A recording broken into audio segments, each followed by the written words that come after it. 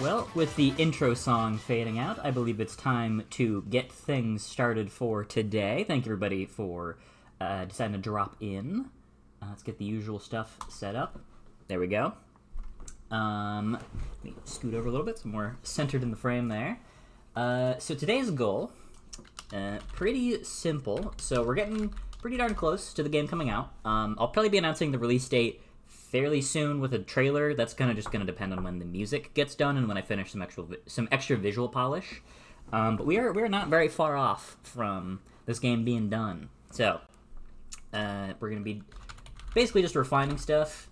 Today's probably be mostly focused on World 2, because that is currently the oldest world in the game. In case you hadn't been following, there's 5 worlds.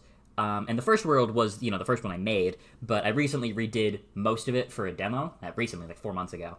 So World 2 is kind of the oldest one right now, and it still needs some touch-ups, I think, to bring it up to code with the other worlds. So polishing, refining it, making it look a little better, maybe adding some new props and stuff in the background. That's going to be the main goal for today.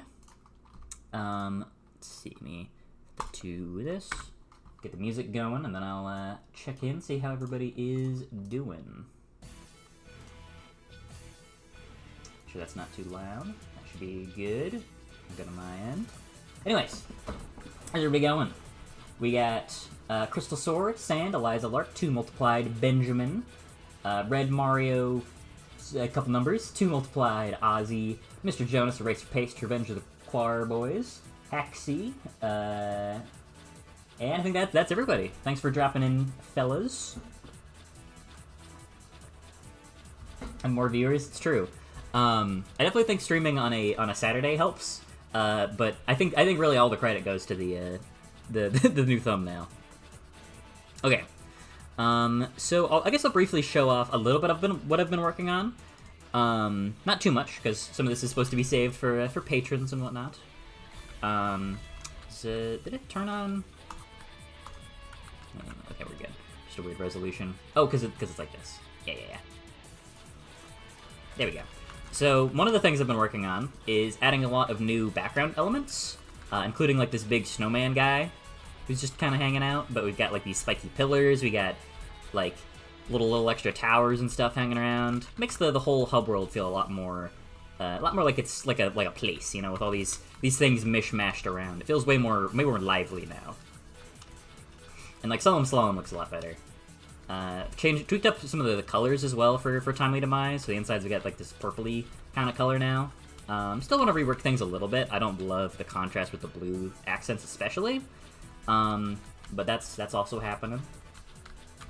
Yeah, pretty cool. Added like some texture to this section here, so like you can see all these rocky bits now. Like some parts go in, some parts extrude out, get a little depth. Same here, like things are piling up and whatnot. But that is not what we're here to do today.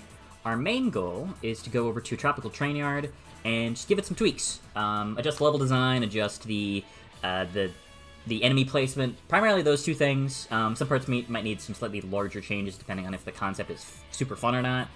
Stage 2 in particular, I remember I played somewhat recently, and that one definitely feels like it needs more work than the others, but we'll see.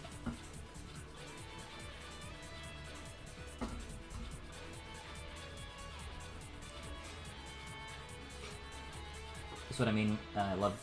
This is what I mean by I love fleshed out level hubs. Yeah, those are definitely more fun. And I was talking about it before, but part of the goal with this is to make a hub area that feels like it's basically a sandbox level in and of itself, because you can reach all these places. Like you can just get to them.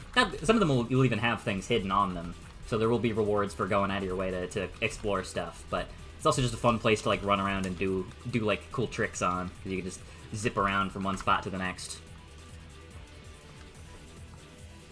Okay, so this stage, I'm working a little bit on the colors as well. I was thinking maybe this one would be like a sunrise, and then the second stage would be like a midday sort of thing, and then the last stage would be a sunset. That could be a fun kind of aesthetic. The only problem is it does make the water really purple, because the water is translucent, and the redness of the sky makes it look all purpley, which I think is fine for a later level, because that would look a little bit more distinctive, but I think if we give it more of like a noon-ish kind of color right now, that would probably work. Yeah, if we're giving it more of that oceanic kind of vibe. It still is a little aggressively blue, so I think what I want to do is bring the saturation on that down just a little bit. Yeah, now it feels a little more suitably oceanic. I think right now the biggest problem for me visually is that there's just a lot of really big open blue space, which I think works fine enough for an ocean setting, but I think it would look better if we have more background props, so that's probably gonna be one of the things we're gonna be doing today, is like adding things like extra trains in the background, adding maybe some like more distant boardwalks and stuff. Just little details here and there to make it a little more interesting looking. Okay, so these guys are already all set up. Cool. Yeah, because that was how the old system was. Okay, so first thing we're going to do is just play through the level a bit, see how it feels, see if there's any changes we feel like we need to make here. Set that to my new default. So one of my favorite things to do on this stage is that little strat there. So Gunther's definitely going to need a little bit of changing, because he was put here back before his projectiles got stopped by walls, so he kind of just gets like blocked off by this section here, and he doesn't really work super well in such a cramped location. So I'm thinking we want to try somebody different. But who would work well in this room? I guess we could keep it simple and just have the Slapmo. Maybe move him a little bit closer, so he like ambushes you the second you get in the train. It's like a good close quarters attack.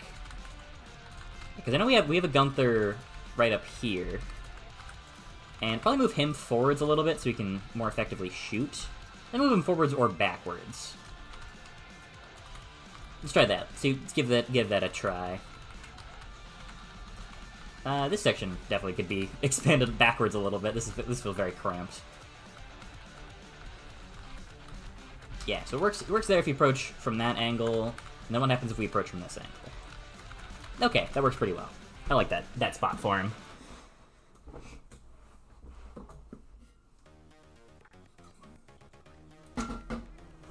How long will the game take to beat? Probably around, like... If you're just playing the levels just in a row at a first playthrough, I'd guess probably 2 to 3 hours. But I had a friend who was trying to get... Like, he played the demo, and he was trying to get all of the Voltaic rankings as he was going.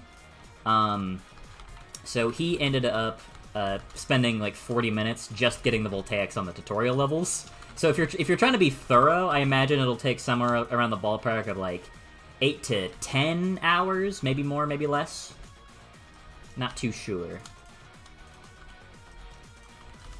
But the goal is to make it, you know, feel like it's a game you'd want to play and replay a lot. Real quickly, we're going to add a directional light in here, just so we can actually see what we're doing here. Because normally this is all unlit, it's just that the textures themselves look lit, which helps give that kind of flat 2D cartoonish aesthetic we're looking for.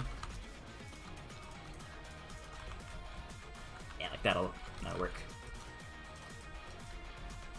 And then we can go ahead and slightly extend the slope here, so that way the player has a little bit more room to work with, and this doesn't feel quite as constricting. So we can, yeah, go from there. And then probably even bring it up here a little bit, so that way we have more space in the interior of this section to work with. Then we go to Attributes, Edit Materials, and we're going to set our brush to all within angle. So we can just grab everything that's in an angle and assign that to whatever material we want it to be. So we can just set it to sand.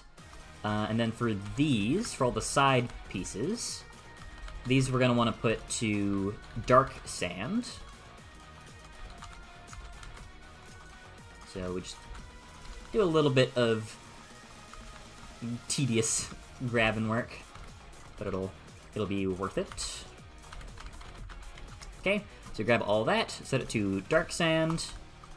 Then we're going to grab the tops of these pieces, set that to regular sand. This will also want to be regular sand. And then we'll set the slope part to darker sand. So that way we get a nice like color contrast between what's the slope, what's the floor, what's not. And there we go. Now this section just feels a little bit more like you got some breathing room to work with. Okay. Get rid of the directional light now. Don't need that anymore. I love short games. Yeah, short games are good. Love games that are focused. The void is consuming the sandcastle. Hey, pickled emu. Not much, really. Pretty much just got started. Main goal for today is working on refining the first couple of levels. Okay. I've got a weapon change that I want to hear your guys' thoughts on. So I've had two weapons in this game that were kind of, like, felt fairly underpowered. That being the Fling Bomb and the Bill Payer. So the Fling Bomb, it's definitely not a weak weapon. It's pretty good for dealing with certain enemies. It does good damage. It's got good AoE, but you have to aim a projectile, and it kind of doesn't have as strong of a reward as it feels like it maybe should.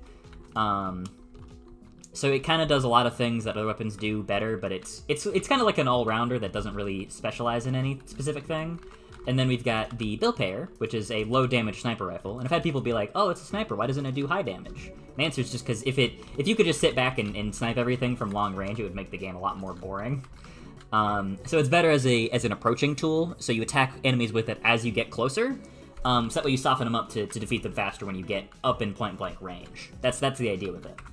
However, I've made a change to it, specifically to the Bill Payer, to make these two weapons synergize, where if you hit an airborne enemy, you see that it's got those like big purple particles instead, and if we turn the sound effects on, let me mute my music for a second. That might be a little loud. Yeah, that's probably a little loud. Actually, let me check to see if that's too loud or not. It's a little loud. But we can do this. Yeah, you get that, like, doom sound. Which signifies it's a critical hit that does double the damage. So that one synergy makes these two weapons a lot more viable together. I don't know why that happens sometimes. I'll need to figure that out. But it lets you basically one-shot, or one combo a lot of enemies that you otherwise wouldn't really be able to kill particularly efficiently. And it's also just really fun. It's very satisfying to pull off. I might even reduce the firing delay for fling projectiles slightly, just so you can more effectively do combos like that. Sounds so fun. That's the hope. It is also just fun to do, which is good, because right now the best way to deal with most enemies is just kind of that. So having a new like good tool in the arsenal that's kind of tricky is a pretty good thing to have. And generally, one of the things I really want to do is double and triple down more on synergies, on weapon synergies, because that's just really fun. It's very satisfying to do. Now, why are you guys not functioning properly? What's your deal?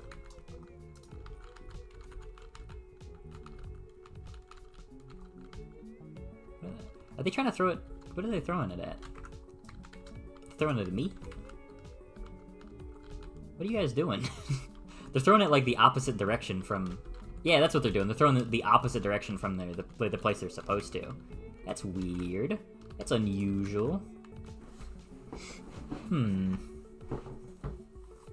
How peculiar. I know Paul Bastard bug fixing round 2. Yeah, let's make this one quick. We'll try to get this one in and out. Because last time I tried to fix these guys, it was genuinely like an hour of me trying to understand basic vector math. And I could not for the life of me. Yeah, is Anstarar's code that they suggested that fixed things. What if we just make that a negative? Okay, there we go. See? In and out. I promised it would be quick and easy. Okay, so, oh, I forgot to texture this part of the level. Whoopsies. Just texture, oh yeah, and I didn't get the underside. So let's make that dark sand. Nope, dark sand, there we go. And then dark sand. Oh, no, I don't want to texture all of that, actually. We'll do all within group. There we go. Make that the darker sand. Bada bing, bada boom. There we go. Now that's fixed. Okay. So, one more time. Take it from the top. See where we feel like there's areas that need improvement. Ooh, that's not supposed to happen. I texted the wrong part. Shit. Wait, why are you... That was weird. Why didn't he die there? Bop.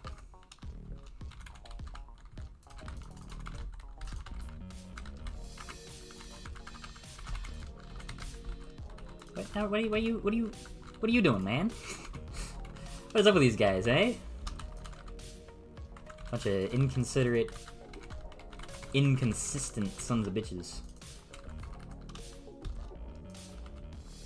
Yeah.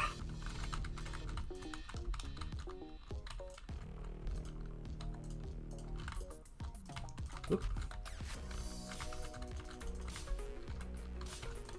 Oop. I keep whiffing my shots here. Bop. There we go. Easy peasy, clean and out. Trading cards kind of look cool filled up with sand. It's actually not bad. I don't mind it. This is a weapon that needs a combo of 5 to 5, does an insane amount of damage. I do like synergies. Synergies are fun. And I've, you know, no promises on when this is going to happen, but I've already got a lot of ideas for what I would want to do with a Void Collector 2. And one of the big things I would do is like double tripling down on weapon synergies, like from the ground level, from the ground floor. And just really lean into that. How'd you come up at a shotgun guy, please? Well, we do have a shotgun guy named Jimmy. How'd you come up with the weapon names? So most of them are pretty simple. The classic it's called that because it's a classic like weapon. It's just a pistol. Double barrel, again, pretty simple. Bill pair is kind of inspired by like Sniper TF2 with the idea that sniping's a good job. You know, pays the bills. The bird, it's just another word for, you know, you flip somebody the bird, middle finger. We can just go through them. Let's see what else is there. The detonator, pretty simple. You place and you detonate, you know, detonate a bomb. Dragon Killer's Punch is a play on the Dragon Punch, which is like a fighting game thing. Street Fighter, pretty, you know, the Shoryuken. Gimme, also pretty simple. Gimme, just grab something. Prod, also you prod people. Pretty self-explanatory on there too. Is there anything I'm forgetting? Fling, also you just fling it. I think most of them you could probably guess my my thought process. Every sand texture is now being replaced by your profile pic. My name makes this a lot weirder than it should be. Oh, that's fair. Yeah, no, your name is Sand. Yeah, I forgot about that. I'm just gonna keep saying Sand to confuse you. New GUI looks clean. Thank you. I'm pretty happy with how it's looking. I think it feels more, it's got a better style to it. Damn, these do actually look kind of sick with sand in them. I actually do like this look, actually. I like this more than the other look. Okay, so one issue. I think that the problem with these guys, why they're throwing it sometimes the opposite direction, is where they're located. So this guy's on a positive, negative, positive coordinate, whereas this guy here is on a negative, positive, positive. So I'm thinking the problem is if they are on the wrong positive or the wrong negative, then they'll throw it inverted because of this code here. That's what I'm thinking is going on here. So yeah, we need some way to ensure that this is consistent and will work for both positive and negative values. Because by making it minus, by making a vector like this minus, when you're drawing a straight line, it will essentially draw the line, you know, either towards or away from the thing it's trying to line up at. So this guy, oh, he hit me. This guy is trying to throw, I don't know why I'm pointing as if you can see it. This guy is trying to throw a bomb towards this guy. But because he's on a certain coordinate that's positive or negative, it doesn't really work correctly. So we're gonna need to find a fix for that, to be sure. So we need some way to ensure that no matter if it's a positive or a negative, it'll always function correctly. So I wonder if there's like an absolute thing. Is that abs or absolute? It is absolute. Okay, let's try an absolute then.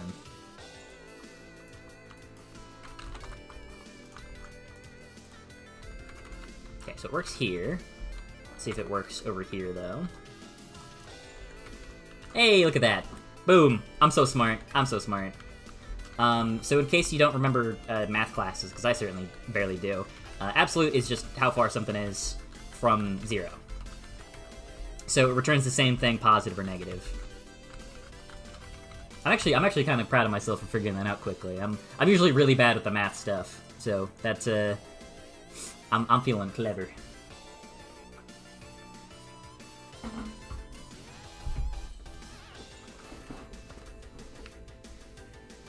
Did you add an NPC Civil War? What does that mean? Probably just a band-aid fix? Yeah, well, look at that. Call that band-aided. Would I have 2 direct men? Oh. That's fucked up. My roommate's having a... He's trying to meet with somebody, and it is just not working out. Like, this person is, like, constantly making reasons that they cannot meet to discuss work shit, and this is driving them up the wall. It is unreasonable, unfair, even. Okay, now that we got that fixed, take it from the top, play through the whole level. Set this to my starting pose, because I love doing this trick right here. That thing is just so fun to pull off every time, man.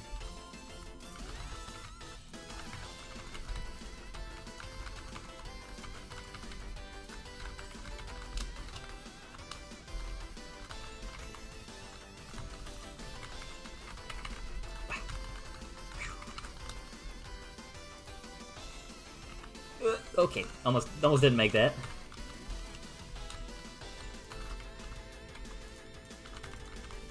Ooh, he was sliding towards me there.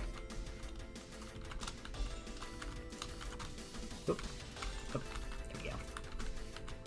Fuck. Okay, whiffed a little bit there. But that feels pretty good. I think that level holds up really well still.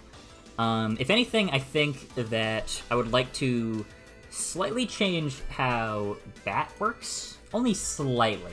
Because I think he can kind of fall too similarly to some of the other guys when he's on his own. And also, does he run at me when this one dies? No, we're good. We're good. He did briefly do a little run animation, which was weird.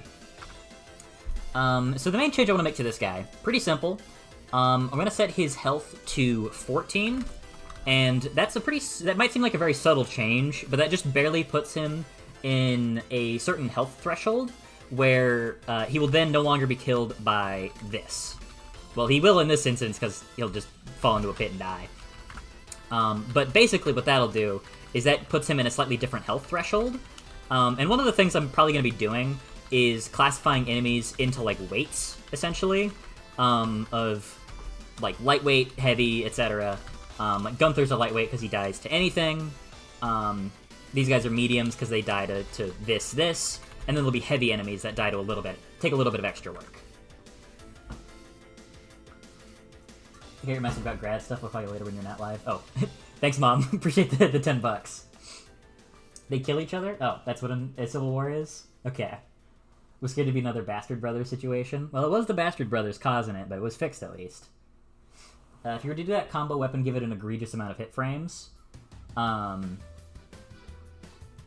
Like frames of delay, or what do you mean specifically? We're the morbidly obese enemies.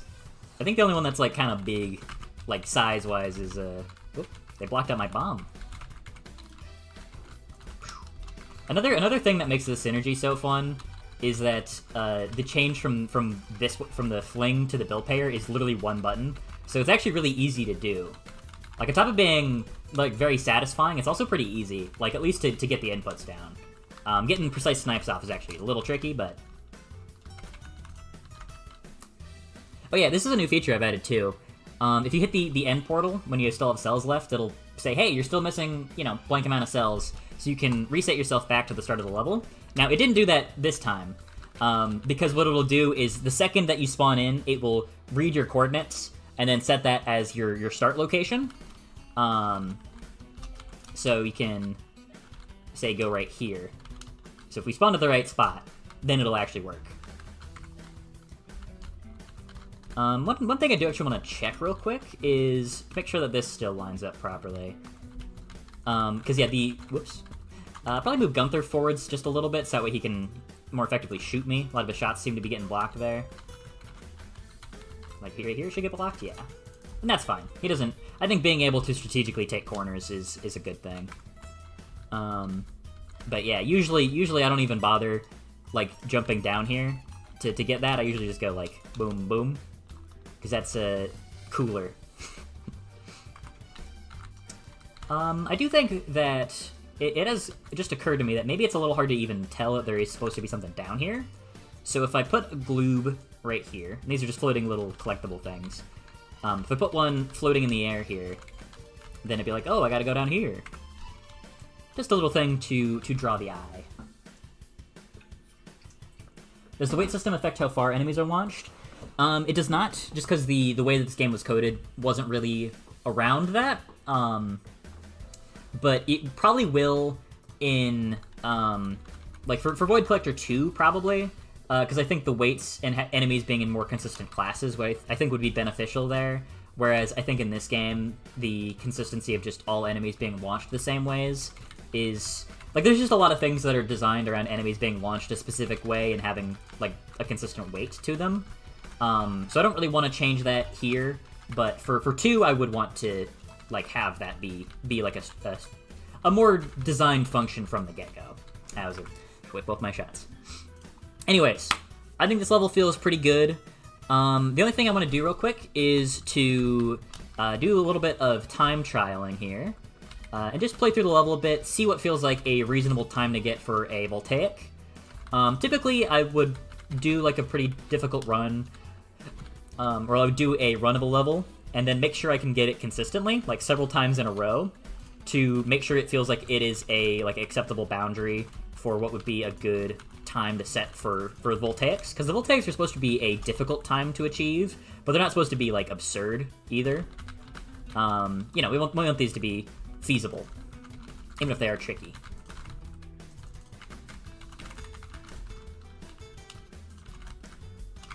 And they also would expect you to be able to pull off certain speedrun skips. So like that one, I think that one's about 47, 48 seconds for a Voltaic Plus, which I think feels about right. That's it's pretty difficult, but I wasn't even playing super well there. Oh, 50 seconds. Okay, that's a little generous. Let's bump that down to maybe 49 seconds. Just shave 1 second off. And then a minute for Potent. I think that feels about fair. Let's run through it without doing any speedrun skips. Because ideally a Potent time should just be playing well without any major skips. And a Voltaic time should be playing fairly well with skips. That's the main delineation between the two ranks.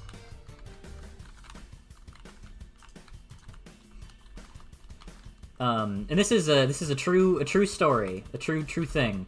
One of the things I'm planning to do for my ranking system, or for how I'm going to code the ranking system, is let's just play a little bad here. Okay, well that a little worse than I was intending to play.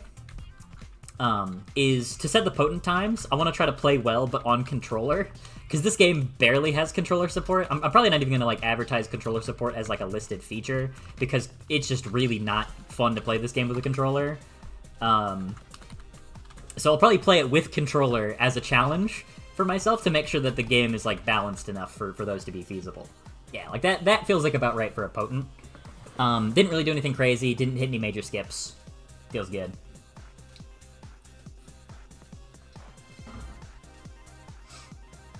Did I hear? Oh, yeah. I guess I did just sort of casually mention Void Collector 2. I've got a lot of ideas for it. And it will happen. No guarantees when, but I have a lot of ideas. And this game has been so fun to work on. I want to do more of it. Let's see. I feel like you can add a flag with an arrow pointing down instead. Well, I usually want to keep things feeling more natural, so having just the gloobs float. Well, I guess they're not natural, but the gloobs are just a good way to direct people. Who's Jimmy? Don't worry about it. Will be a burnt-out single mother in Void Collector 2. You probably will not be playing as B in Void Collector 2. I'll say that. I'll give you a little sneak preview as to what I'm thinking. I'll also say, just preemptively, I really like sequels that are pretty different from their originals. So I would also say expect things to be fairly different. Like, it'll have the same spirit, it'll have a lot of the same, like, a lot of similar ideas and mechanics, but it will not have the same mechanics. A lot of things will be fairly different. Also, I really quickly need to edit these. Set that to the right texture. So I did see a question asking how I... There we go. How I make maps. So what I do, and this is not ideal for the long term, but it is what I do right now for my limited time frame and budget and experience and whatnot. I use this thing called the cube grid, where you can basically build stuff out of blocks. And you can, like... It's a little hard to see because it's all unlit, but you can, like, make slopes and stuff. It's really handy for doing layout work. And I'll probably keep using this, but what I would recommend if you want to have a lot of flexibility over how your level looks and making it really polished visually, is to use this sort of thing, like a cube grid, to do the layouts of your stages. And then once you've got your layouts, take this model that you've made, chuck that thing in the Blender, and then you can go over it in a custom detailed brush and change the like textures and stuff so that it looks better, give things a little bit of extra shape and structure, and add props and details and stuff. But for my purposes, the cube grid works really nicely.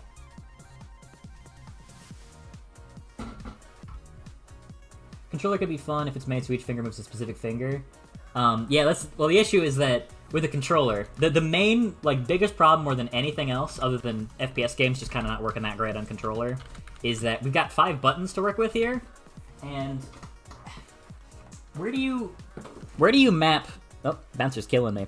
Where do you map, like, if you got 5 fingers to control, where do you map them? Because there's four D-pad buttons, there's 4 face buttons, 4 of these.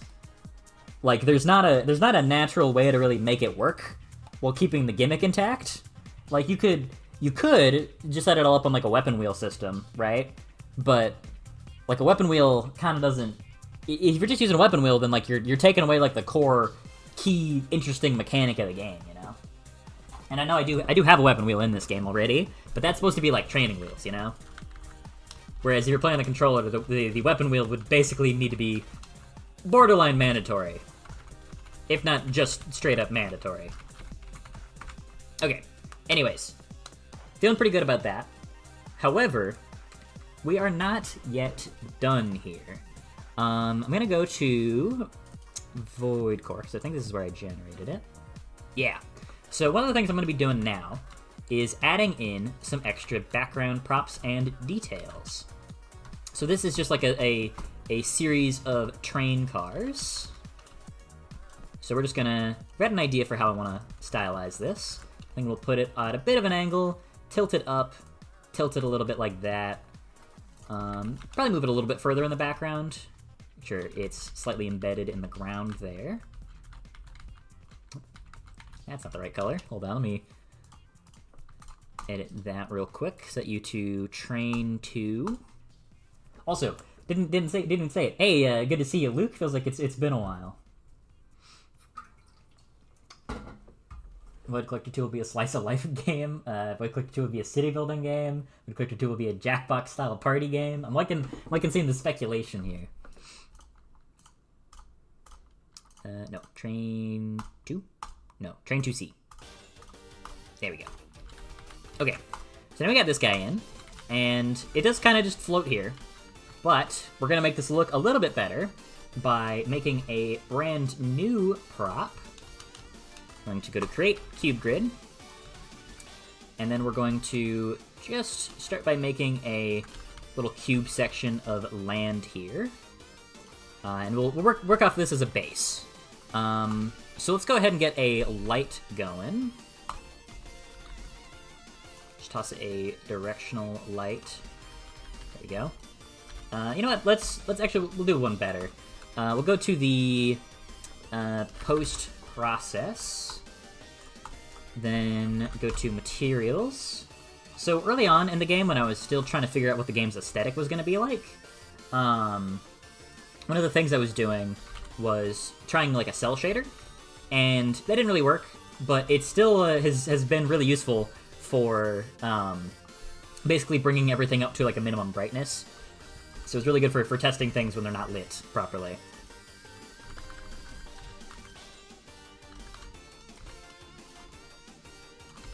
Anyways, here's all we're gonna be doing for this. Just gonna make like a big old clump of sand, like some kind of distant island bit. We can add some extra props and stuff too, make it feel a little bit more lived in, a little more lively. Those sort of like little details that I think can really bring the experience up, make it feel like the world and the levels are a little more natural, and it's also blocky.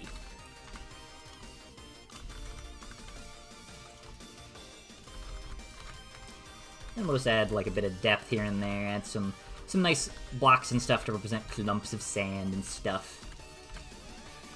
And it doesn't gotta be anything too crazy or complicated, just trying to give these background pieces feeling like they've got a bit more detail and scope and space to it all.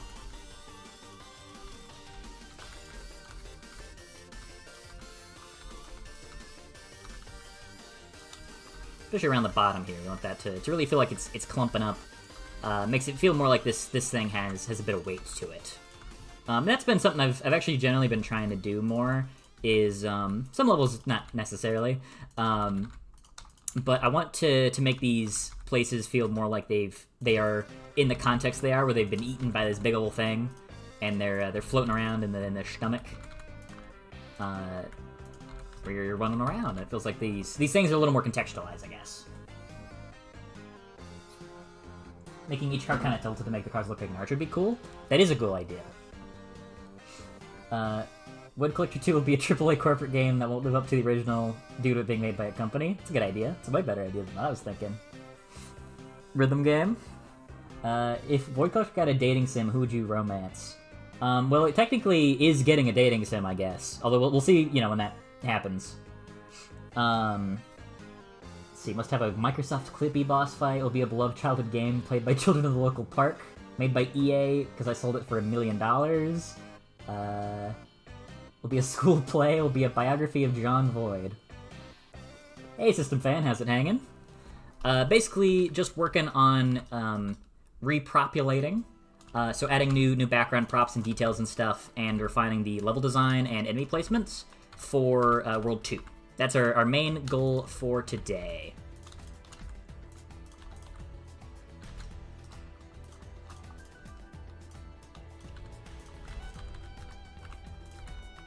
That's what we are doing. And a lot of the chat is speculating on ideas for Void Collector 2.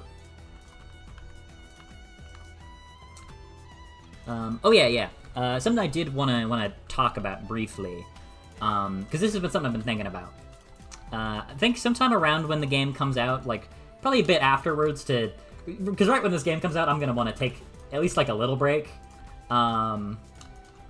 because I'm gonna need it. All right, I'm gonna need a good break after all this, especially because I imagine like the week that the game comes out, I'm gonna be hella busy doing like bug fixing and like level tweaking and stuff. I imagine so. Hopefully I won't have to do too much, because I'm starting a pretty thorough round of playtests fairly soon. So ideally most of the big stuff will be ironed out, but inevitably there's always going to be extra things to catch and things that I'm going to want to polish and tweak and whatnot. So I'll be doing that. But point being, one of the events that I've been thinking would be a really fun community thing would be to do a chat designs a video game thing. We'd probably like stream every day for a week. Maybe a little more, maybe a little less, depending on how long we want this thing to be. But the idea is that I would basically just make stuff that chat suggests for the purpose of making like one probably convoluted mess, but kind of funny game. That would then be like released on itch, just like a free thing. But like all the assets would be made by like community members, like music and everything else. They'd just be community driven, and I think that'd be a really fun event that I think would be a good time. I'm trying to think about how to actually run it, I got more ideas too, because I don't know if I've really talked about this much before, but the streams themselves, these are good, these are fun, but like YouTube, the, like, whenever I check my YouTube channel dashboard, it's always saying, like, oh, here's why streaming is so good for your channel growth or whatever. It's like, you should do XYZ, it'll make you get more money out of it. And, like, based on just the numbers, the streams do not bring in new people. They do not keep new people. They don't really make money. The only person who really donates to these streams is my mom. And that's fine. But I do these streams because they're fun, not because they are, like, a revenue source or anything, or that they're really helping my channel grow or whatever. It's a fun thing to do. So I want to have more fun things like that to do for the community, because I just think, you know, it's a good time. I want it to be a fun for all involved.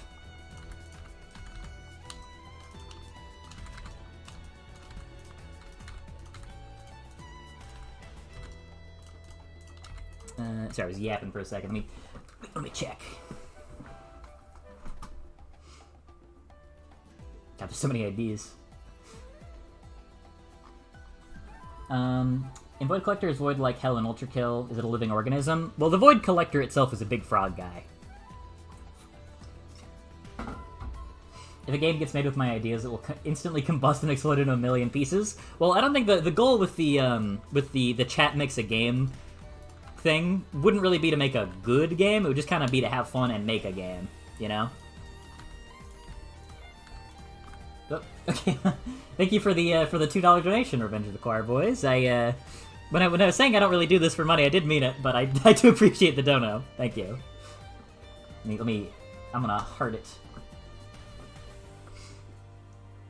That might be goated. I think it would be really fun. If it's the, oh wait, no, you're talking about John Void Collector, or Minecraft. Can help compose music for some game eventually. So I would want to, like, I am interested in hiring out more musicians, but I also want to be thorough, you know, like I do proper hiring with, like listening to people's portfolios and stuff. But if you wanted to do music for the, like the Chat Makes a Game event, like, absolutely. But for anything that I'm, like, developing, yeah, I'd want to be fairly thorough. Okay, that'll do. Sure.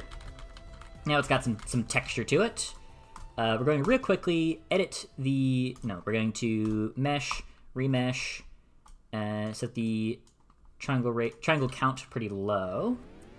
And then we're going to grab the... Go to the mesh here. And it's a background element, so it doesn't really need to be super high detailed, but it's adding about 3,000 triangles or 5,000 vertices to our scene, which is a lot more than we really want for a background element that we're going to have a couple of.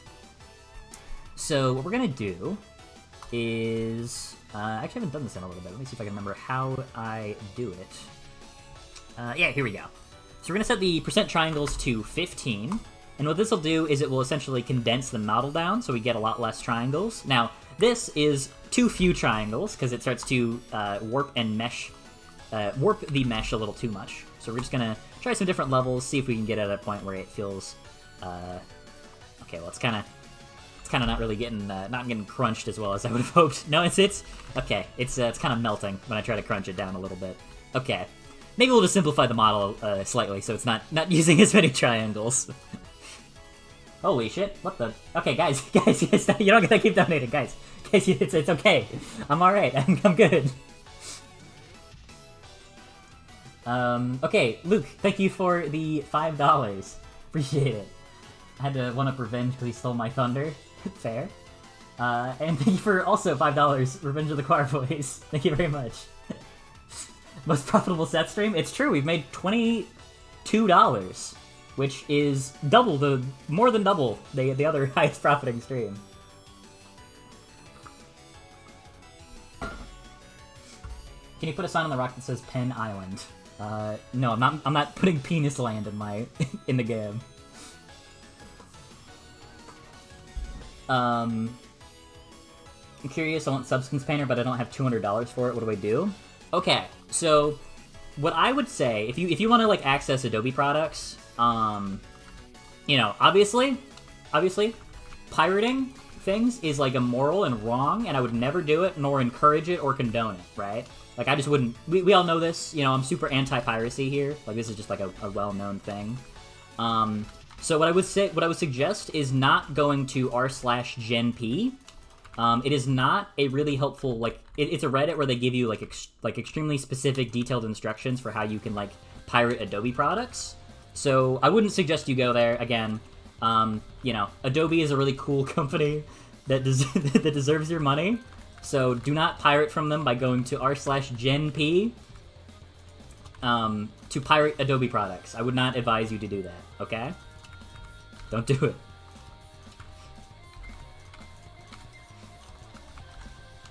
I saw a funny video lately that was talking about that, about GenP, and the whole time they were just doing that bit of like, I will not advise you to visit this website, so you don't want to install this program. Do not do that. It's bad. Don't install that. They just use that for like 15 minutes. Got a good laugh out of me. But it's not a joke though, because pirating is wrong, especially if it's from Adobe, who we all love. Everyone here loves Adobe. Jesus Christ, guys, stop! Stop! Stop donating! You don't have to keep doing it, man. Please wear a silly hat next stream. Okay, I don't know if I have any silly hats, but I will try my damnedest to find a silly hat. Thank you very much for the $20 dono. I really appreciate that. It's very, very generous of you. Yeah, you should not go there. Don't read any posts. You should not consider it. What do you guys, what's going on here? Why are you guys just donating all the shit ton of money? Again, I appreciate it. I really do. It's very, very cool of you guys. I appreciate it. But you really don't got it. I'm just doing these for fun. What the fuck? What are you doing? What the fuck are you doing, man? What is going on here, dude? Okay, thank you, Revenge of the Car Boys, for gifting 20 memberships. What the fuck?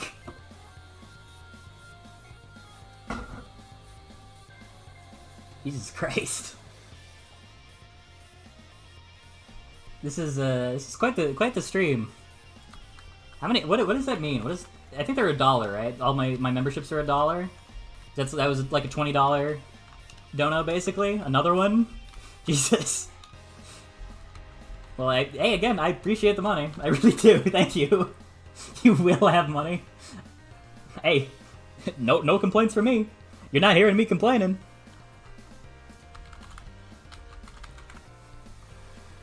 I think, what was I gonna say? Oh, yeah.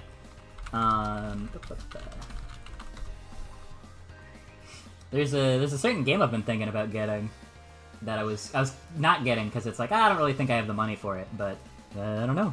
I don't know. I think maybe I do have the money for it now. Once again, thank you very much, Revenge of the Car Boys. I really do appreciate that. That's very generous of you. I appreciate that a lot. I don't know if I can put that into words properly, but thank you. That's very generous. It was the Quar Boys. Yeah, I didn't even. Have you been in stream before? I don't think I've seen your username yet. But have you like lurked, or is this just like your first time showing up to streams and you're paying up? Okay. Really quickly, because yeah, I did have an objective today. Trying to not forget what that was. Dark sand. There we go. Okay, so while briefly gonna try to get my brain back in order by doing a little texturing here. Say on angle. I can actually go ahead and select all of this and just make this all the dark sand texture. Don't need to select all of it, actually. We can just get the sides. Actually, let's invert these. That's sand, that's dark sand. There we go. Yeah. Because I want the sides to use the dark sand texture and the tops to use the sand texture. I'll be honest. I'm still a little frazzled by the dono rush. That took me out a little bit, to be honest. I don't really know what to react, how to react, or what to say. That was very surprising. I need to set up dono alerts, don't I? Because I have not done that yet. And that's I think for doing all that, you deserve to hear a funny like sound effect and get a cool animation to play. So I need to get those up and going.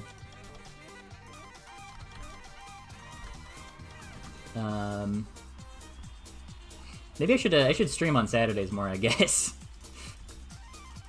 I guess that makes sense. That's when people are usually able to actually watch stuff. But it's you know, I don't think it's too shocking, but it's a lot more fun streaming when there are people to actually show up and have suggestions and banter with. Because I don't know if I've talked about like some of my earlier game dev stuff on YouTube and whatnot. Because I did used to I think most of them are still up, I think. But you can go check like my channel backlog to see some of my old development live streams for like an RPG that I was making. And that's I'm gonna make that at some point. But those were really fun to work on, and I enjoyed the streams. But I think the highest amount of viewers I ever got to was like 4. And I was streaming for like an entire like straight year of doing those. So it's still a little weird getting used to like having people actually show up in streams. It's very fun. It's much nicer than just kind of needing to bullshit and make stuff up for a while. Although I think I've gotten pretty good at bullshitting and just kind of saying shit for a while. I'm saying the word shit too much. I need to de-shitify my vocab a little bit. First time. Damn. Well, welcome. Just saying you're broke really gives you money. Apparently it does. You should have a giant ship in the level background, or make a level on a ship. It's not really part of this level's aesthetic, but I like where your head's at. That would be a good theme for a level.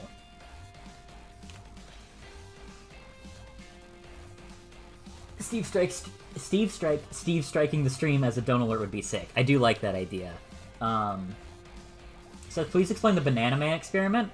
Okay, so for one of my classes, for context, there is a video on my YouTube channel called The Banana Man, and it was for a video art class where it was one of our like experimental like little assignments where you would basically just be like, hey, I know how to shoot a video. Here's like one static shot with like an interesting composition, and that's it. So it was supposed to just be like a 30-second shot of somewhere or something that looks kind of cool. It was not supposed to be anything particularly complicated. So I made 2 shots to try to scope out what kind of teacher I had. Because I like to make things that are kind of weird and bend the rules of the assignment. That is just fundamentally the kind of person I am when I try to make stuff. I want to make things that stick out and are kind of weird. So I took a shot of like just some buildings from far away, cars drive by, nice looking, well-composed shot. And then I got my roommate, who had a banana costume for Halloween, to hide in my closet while I was sitting on my computer browsing stuff.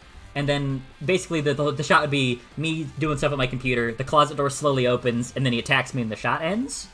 So the idea was that I would have these 2 different shots that I would show to my teacher, and I'd be like, hey, I've got one that's like kind of normal and straightforward and follows the assignment guidelines in like a fairly straightforward way. And then I've got this other one that is weird and stupid that is also following the guidelines, but in a different way. So the idea was that, like, hey, if he doesn't like the dumb one, then I've got, like, a safe option to fall back on that I can be confident will work out.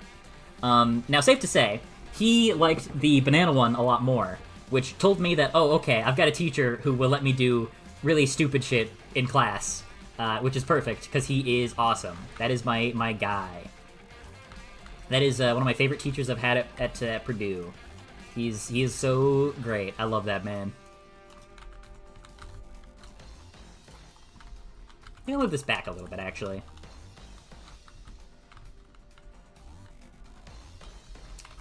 Ooh, okay, yeah. Some of the details are actually just kind of completely lost at a scale, which is not ideal.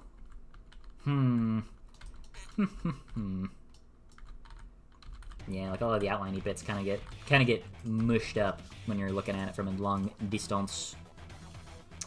There's that grit from actor.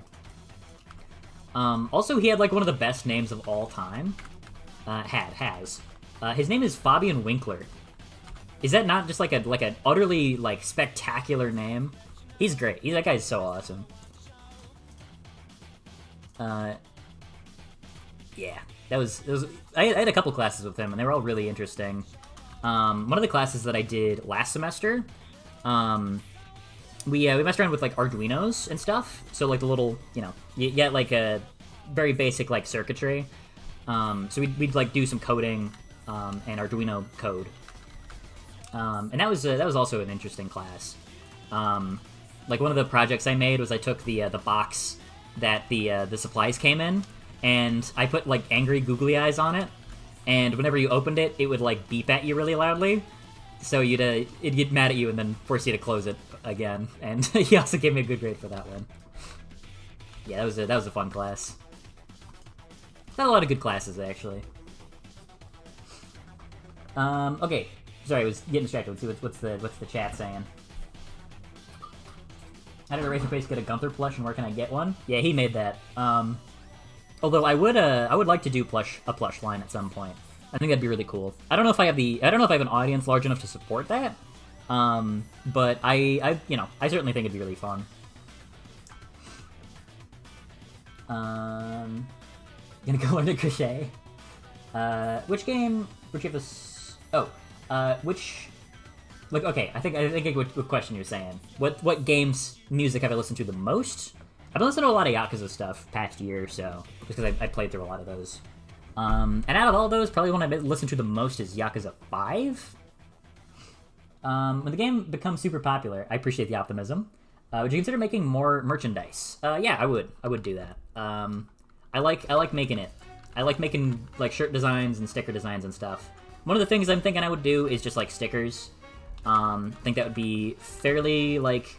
Because I want to, like... I don't want to get greedy and make a bunch of, like, lame shit. I want to make cool shit. So, one of the things I've been thinking is, like, what would be, like, pieces of merchandise that'd be cool and wouldn't be, like... Like, if you know the fucking Garten of Banban developers... It's like their very first game that was like 3 minutes long and sucked, or their first Garten of Banban game. Like it just has a link to their merchandise store like right away on the homepage.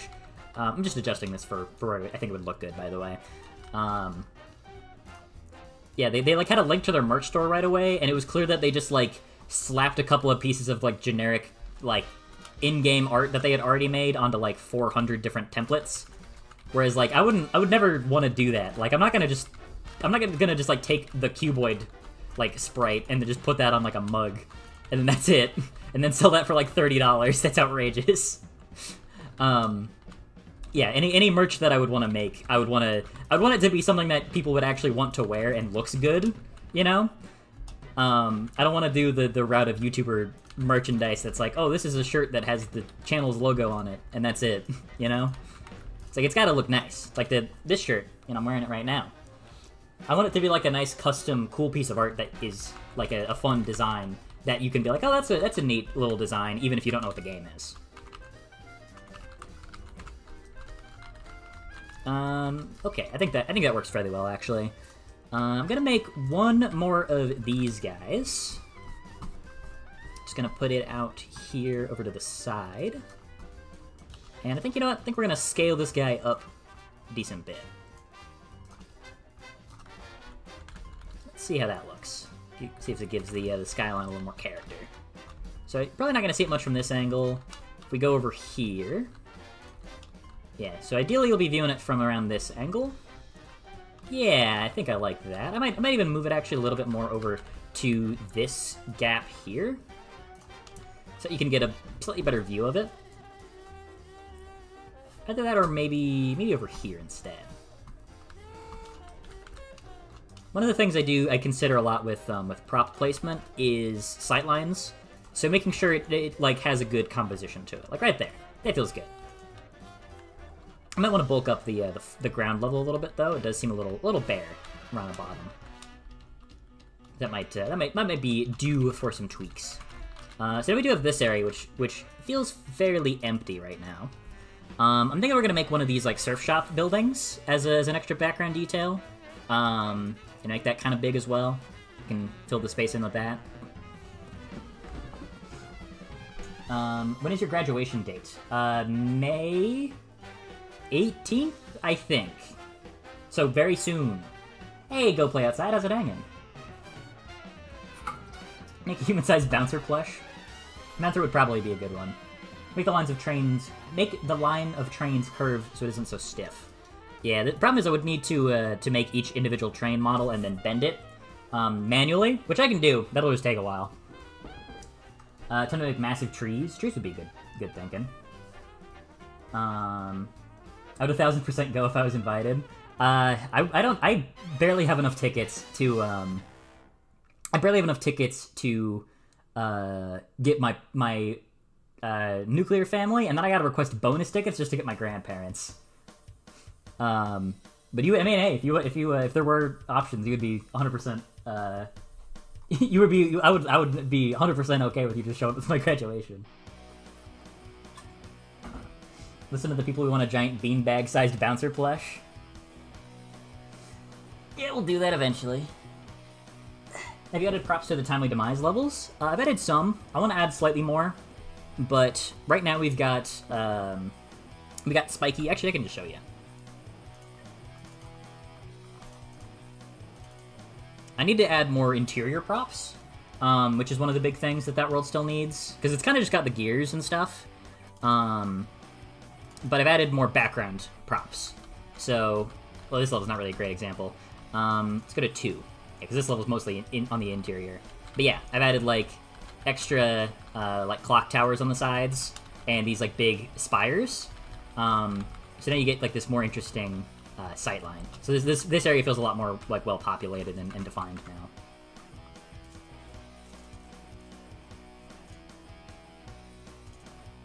Yeah, there we go. Okay, so now we've got these little sand pillars, and we've got the train line, which, you know, we can bend it a little bit to make it more make it feel a little more dynamic. Actually, I could just make this a skeletal mesh, couldn't I? Yeah, I could make this a skeletal mesh and then like bend it. You know, let's try it. Let's try that. This could be a fun little experiment. Let's convert to skeletal mesh. Yeah, create new. So convert. I don't know why it's not textured in here, but that's fine. So we're going to go to skeleton. We got our root bone right here. I don't know why it's so long. I just want to adjust the... okay, that's kind of weird. Whatever, we'll add a... No, that's a... How do I do this again? I forget. It's been a little while since I've had to make skeletal meshes. There we go. That's what I was looking for. Okay, we're gonna go in add mode. Then if we set a bone here... Oh, it's... Okay, so it's spawning them here from the root. Yeah, I need to adjust the position of the root bone. Can I get the end here? No. Okay, what if I just... So we edit... okay, what if I set this to like 0? 0, 0, 0. Okay. I think I should even scrolling my mouse a little. Come on. I know it's not just letting me move it. Oh, because I'm not in move mode, because I'm stupid. There we go. Okay, so now we got that. And then we can undo that. There we go. And then we can just set a bone, bone, bone, bone, bone, bone, bone. There. So now what we can do is, if we go to this bit, then, where are the bones? The bones, we have bones, come on, let me edit the bones. I think it's skin, bind skin, except, yeah, then we can go here. Why is it not, it's not showing up the correct thing. There we go. Yeah, so now what we can do is go like, well, it's not, the weights are not painted correctly, I don't think. Yeah. it's not working quite correctly. But it kind of works a little bit. So what we can do is add a bit of a curve to it. So each one we can slightly sink down.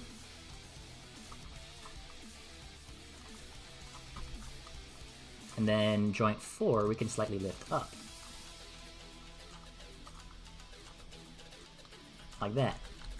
So now we got a nice little wobble to it. We can do some fine tuning to make sure that feels a little bit more natural. But there we go. And now we can deform that a little more if we need to. You know, we could even give it a bit of side to side action.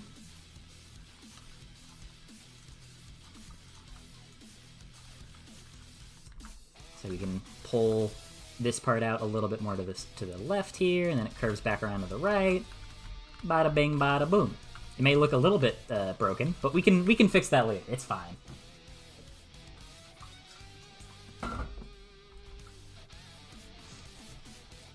I've been trying to send you $20 for Cannon Gunspec for 10 minutes, but it won't work. Well, I appreciate it. Lamau. Colleges are stingy with those grad tickets. Very true. Would you rather be a car or a helicopter? Think about it, don't automatically say helicopter, but I want to fly, so helicopter. Sorry. Would you rather have unlimited brain but no juice, or unlimited juice but no juice? That's tricky. 5-minute coding adventure? Yeah, seeing we got some Doug enjoyers here. That's me too. That's me too. Scary fact number 7, train have skeleton. For indoor props for timely demise, you could have pipes jutting out of the walls, clock hands, small wall clocks, toolboxes. Yeah, I like those kind of ideas. More clock-themed things. Chain spinal cords. Helicopters crash so often, cars way safer. But I want to fly, though. I was going on a whole side quest because of my silly suggestion. Hey, that's what the streams are all about.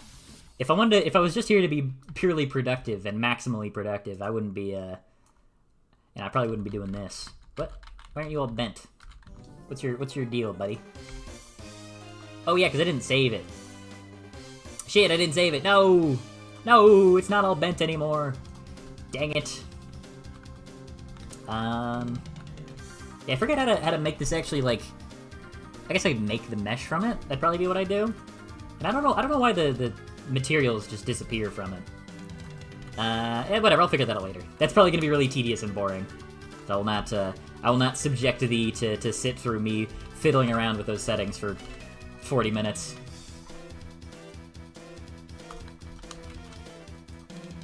Okay, next prop.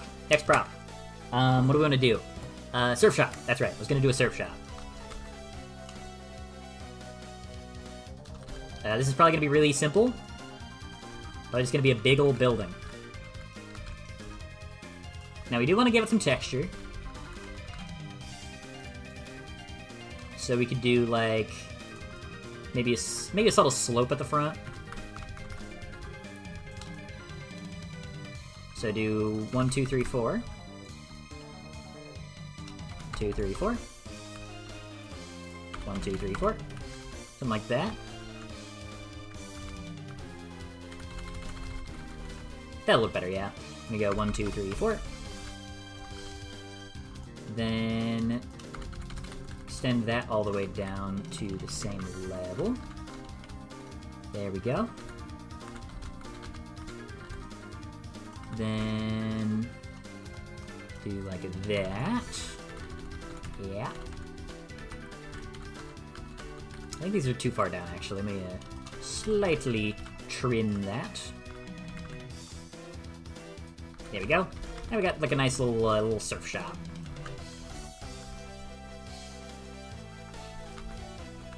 Yeah, it looks pretty similar to the, sort of this kind of aesthetic. That's what we're going for here. Okay, so now we're going to attributes, mesh, remesh. Get the triangle count fairly low on that. Then attributes, add materials. I'm thinking we want this probably to be... Let's make this red. So we'll do train 2. There we go. So this one has... I believe that's shop floor, sand, train 2C. Yeah, so train 2C.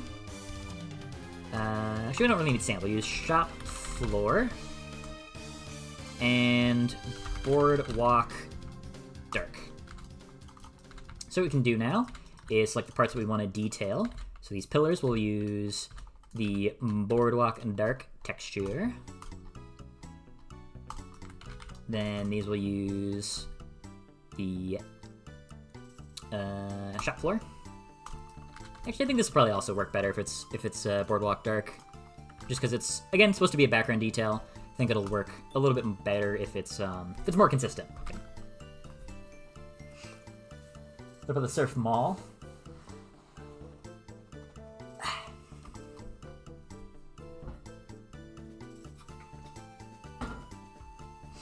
Can you add super shotgun from Doom 2 but make it a real weapon and not a finger weapon? That would be a little contradictory, wouldn't you say?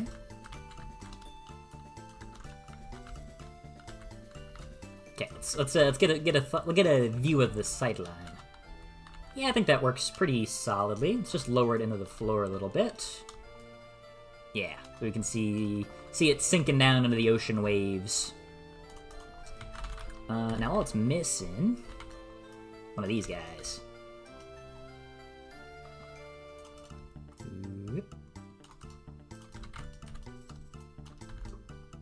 Okay, then set you to masked, unlit, sprite material. Scale you up. Scale you back down a little bit. Bada bang, bada boom. There we go. Look at that. Now it's feeling like we've got a little bit more stuff going on here, eh? Alright, let's copy paste this. Drag it over. Rotate it. And yeah, I think that'll probably be a good amount of props.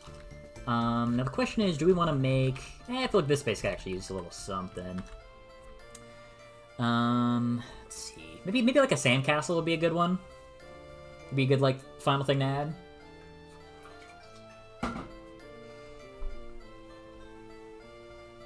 It says, can you trigger my Alexa, please? Alright, Alexa, kill your owner.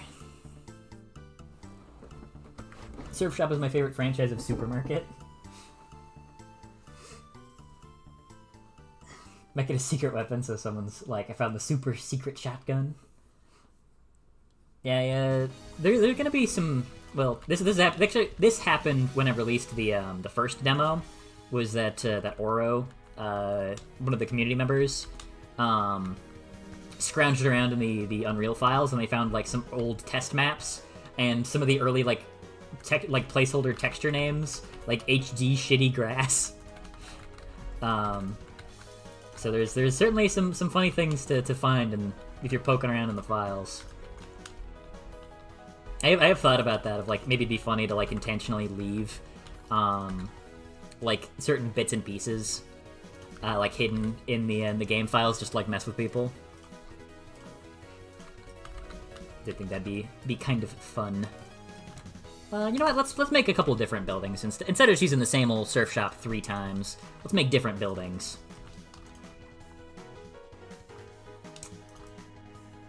Yeah. Let's see. What do we want to do to make this one feel a little bit more unique? So we already got a couple of surf shops here. We don't know if we need a ton more surf shops. You know what? You know what we could do? Here's what I'm thinking. Let's do this.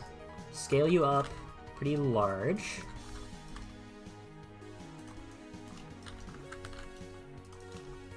Then go boom. There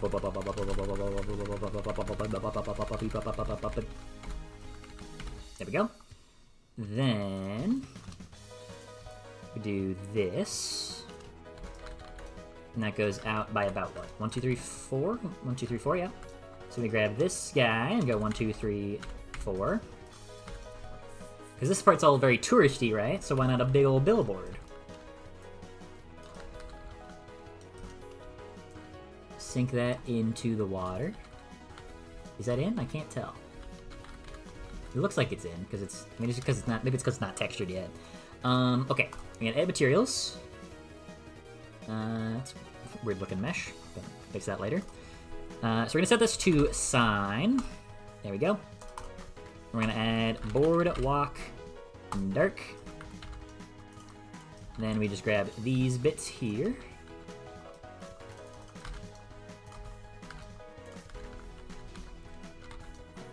These bits too. Then assign that to boardwalk dark. Bada bing, bada boom. There we go.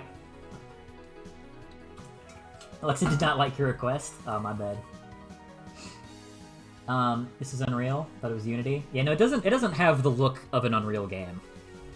It doesn't have like the trademark motion blur or like anything else. It doesn't really look like it uses Unreal to its like effectiveness, but it kind of does. I mean, you don't really need Unreal for this game, but there's a lot of really useful Unreal features that I've used pretty thoroughly in the development.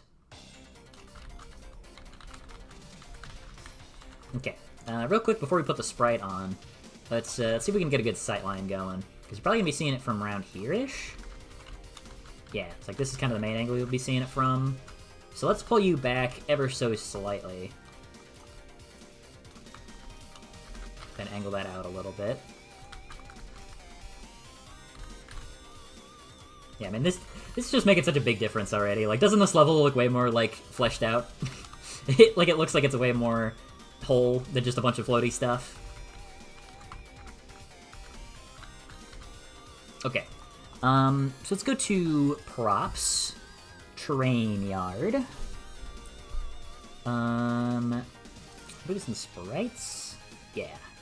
So I already used the Gunther billboard right there. I think we'll use the Steve one. Yeah, we'll use the Steve surfing. He looks so I don't know, so short. He's so what's the word? Chunky? Chunky. Yeah, he's so chunky on this.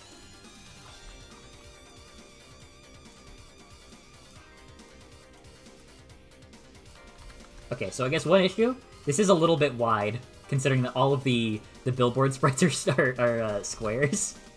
Like, pretty much perfect squares, so it's a little bit misaligned, perhaps, size-wise. So maybe we'll shrink that down just a skosh, that way it actually fits properly. I'm probably gonna need to draw another one of these for Jimmy, because Jimmy didn't exist when I made these. Yeah, it does look a little weird with all that empty space around it. So we'll just trim that down a little. Actually, let me count out how much I trimmed, so I'm not just doing this by random guessing. 1, 2, 3, 4, 5, 6, 7, 8, 9, 10. Okay, trim that down by 10. 1, 2, 3, 4, 5, 6, 7, 8, 9, 10. Trim you down. Trim you down. There we go. Then, I'm just gonna do this. And do this. These on the same level? They're not. It's not letting me add things there because it's below the depth plane. Shit. You know what? Fuck it. It'll be uneven. That's funny. It adds texture. You know, it adds a little bit of that spice. It has a little gabagool. I don't know why I said gabagool. I've been in a mood to watch The Sopranos. I haven't started watching The Sopranos, but I want to watch The Sopranos.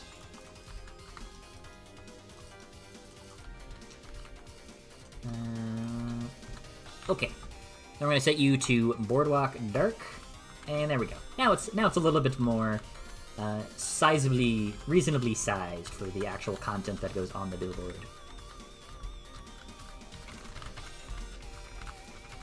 And then it's, yeah, just seeing how it feels like in the peripheral, and I think it works pretty well at that.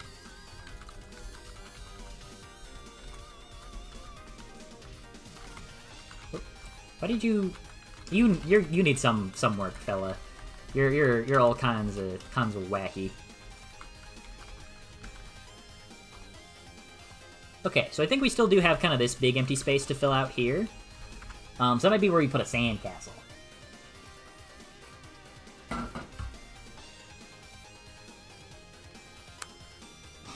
Did you teach yourself to code, or do you learn normally? Sometimes I learn by fiddling around, but especially with something that's kind of convoluted, like game development, I think, you know, I mean, just looking up stuff that you know you want to do is probably the approach I would suggest taking. So, you know, not trying to, I'd say, like, take an introductory course that gives you, like, a good, full understanding first, and then you can do very specific tutorials for the stuff you want to use and learn as you go along, so you can build up your repertoire a bit more naturally. That's what I would suggest. Taught myself Godot. Godot seems like a really great engine. That's one I'd like to learn. Oh, Void Collector 2 script for, like, include that in the files. Sorry, I'm a little behind on chat. Fortnite needs a bouncer skin. Gunther skin. Jimmy's Jams music shop ad. That's pretty good. That's pretty good. I fucked with that. I don't really know where this started, where the whole Jimmy bit came from, like the Jimmy's not real bit. I mean, he clearly isn't. He's not real. You can't see him. So I don't really know what that's all about. Actually, speaking of Jimmy, I didn't put him in this level. There you go. Now we have a Jimmy. Cause he's again, he did not exist when I made these levels.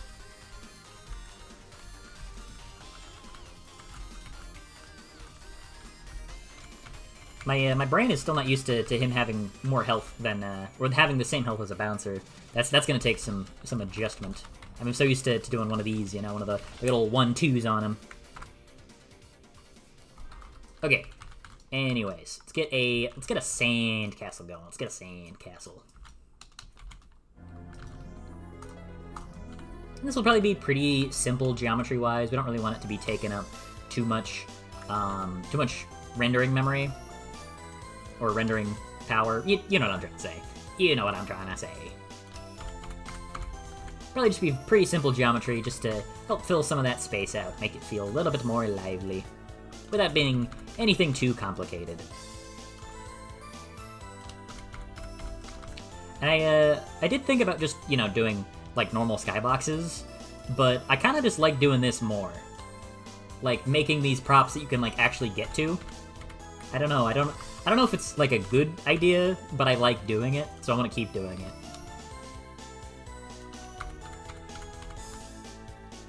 2, 3, 4, and 1, 2, 3, 4.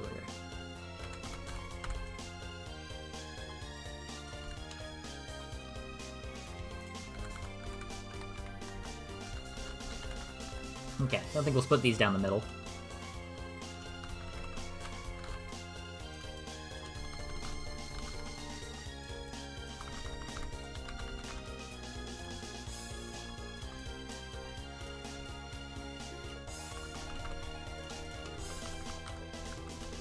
Yeah, there we go. There we go. Now we got a simple little castle.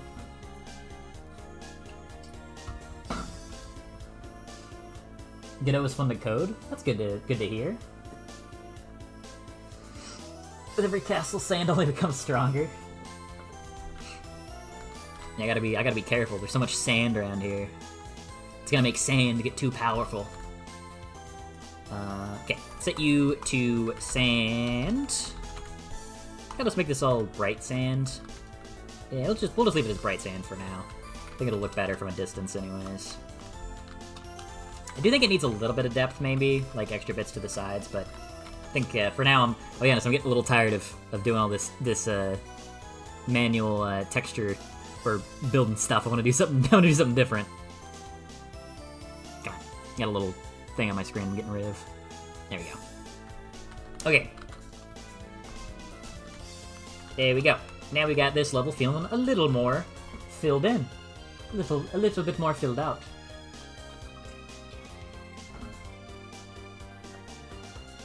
cubes are the cubes in the castle are uneven. Fix this now. Are they? They look even.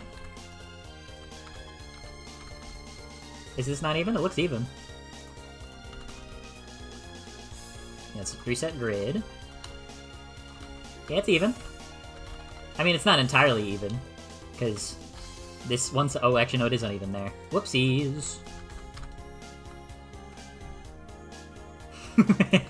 No, I'm not gonna fix it. I'm leaving that. I don't know if you can see the moment where, like, the idea in my brain was like, oh, I'm gonna deliberately not fix that. But it hit me, and I was like, no, it's way funnier to not fix that. I've gotten really good at suppressing my perfectionist voice, because I didn't really have much of a perfectionist streak to begin with. Not really. So being able to just shut that little guy in my head up is good. And just sometimes even let things be imperfect or wrong on purpose because it's funny. Like in the Win Millionaire levels, the freaking one of the posters has like 3 cards on it, and one of the cards is a number 1 card, not an ace, a number 1. And I'm really hoping somebody did notice that actually in the Discord fairly early on, but I'd love to get like a review if like somebody plays the game and they're like, oh, they made a mistake here. This card is a number 1 on it, and that would be very funny. Even if they're just like, is this guy stupid? Does he think that's correct? I don't know why, that just amuses me. Maybe it's because I'm a simpleton. I'm of simple mind. Okay, let's go to 1-2, which is very, very blue. Bars. Let's give this a hint of, like... What would we want to do color-wise? Because I'm thinking the idea is that it starts out, like, nice midday, then the second level is, like, a little bit more evening-y.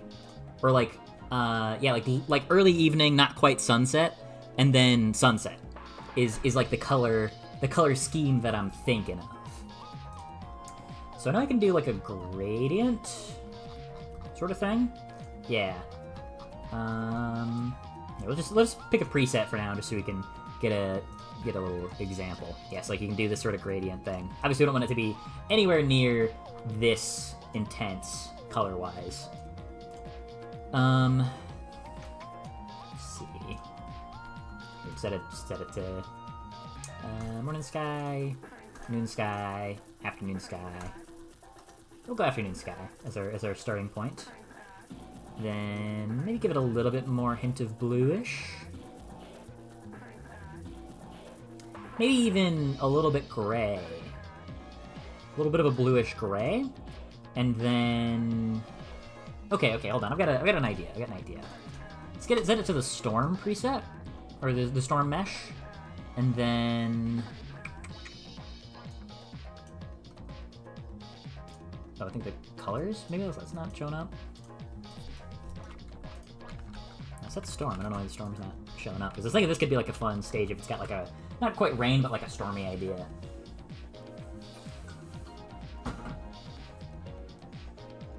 Isn't everything in the Void Collector levels random jump the Void Collector 8? Yeah, pretty much. Don't worry about why there's like giant sand castles. Don't think about that too hard. Sunset Train is brilliant. Glad to hear. Goo Lagoon looking water over here. Yeah, the vision was like kind of like Wind Waker-y water, and I'm still not entirely satisfied with this. I wanna make it look a little bit more Wind Waker-y, like maybe get these lines thicker. But I'll figure that out. Definitely gonna take more tweaking. Going from insanely good to absolute peak. Hey, let's not get our expectations too high here, fellas. All right, I'm doing my damnedest, but I'm still a fairly new dev here. Where is... Do I need clouds? No, I don't know why the storm's not showing up. Oh, because it didn't say it? Oh, because it's the wrong style? It's a custom. Storm. Oh god! It's too intense! It's too much! Turn the brightness down.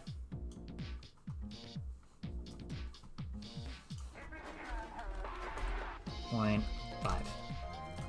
Okay, let's give it a different color. Nah, I was thinking like kind of a nice yellowy color, but that kind of looks like piss mustard. What the heck is piss mustard, Seth? I don't know. Don't ask me. I just said it. I didn't think about it when I said it. It just sort of came out. Sorry, I didn't. You know, I shouldn't have taken that. I shouldn't have taken my anger out on you. I was just frustrated.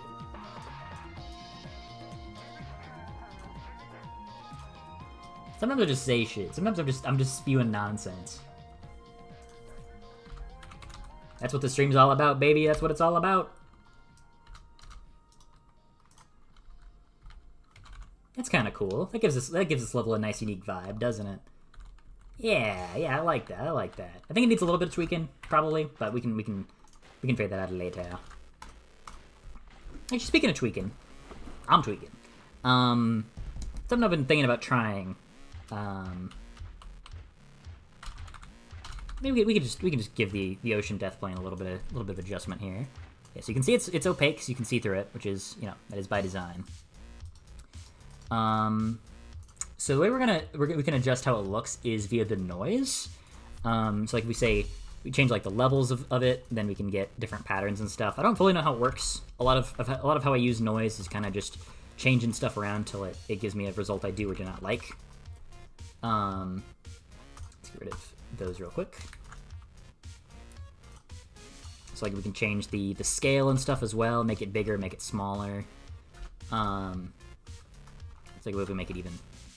What if we reduce the scale? It should make these, yeah, should make that even bigger. I think where we had it was pretty good. Around 0.03 was good. Yeah, I like this. I think I just want to make the lines a little bit thicker. I think that'd probably be good. We say 0.02 output min. Does that really make a difference? Not really. If we say 0.6, just so we can see a more pronounced difference. Okay, I think that just kind of got rid of the lines. Yeah, it made it a lot harder to see, anyways. Say 0.2. I think that's just the brightness output. What does the level scale do again? Oh yeah, this starts to make it like really weird looking texture. This is a cool texture, but it kind of looks like ice. You know, it doesn't really look ocean-y. Say 0.5. It's also actually kind of... I actually really like that look. I actually really like that. That's actually super pleasant looking. Oh. I might actually like this more. This looks really nice. This feels really calm and peaceful. This is just chill. This is chill as hell.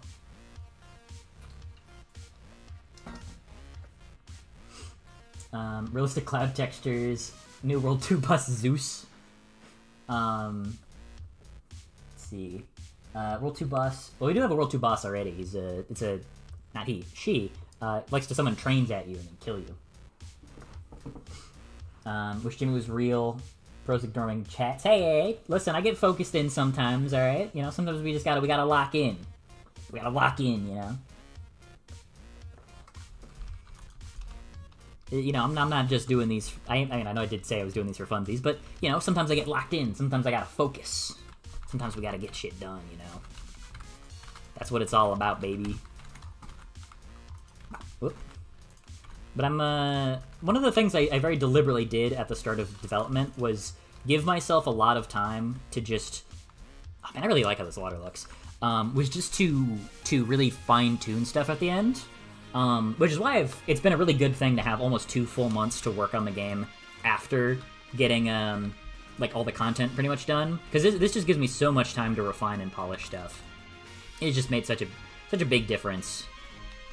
Okay, let's give this level a couple of playthroughs real quick before we start adding props and stuff, just to see where we want to make adjustments and tweaks and stuff. So, first problem here, I think this is a really cool gimmick of like, you attack the enemies and stuff that are on surfboards next to you.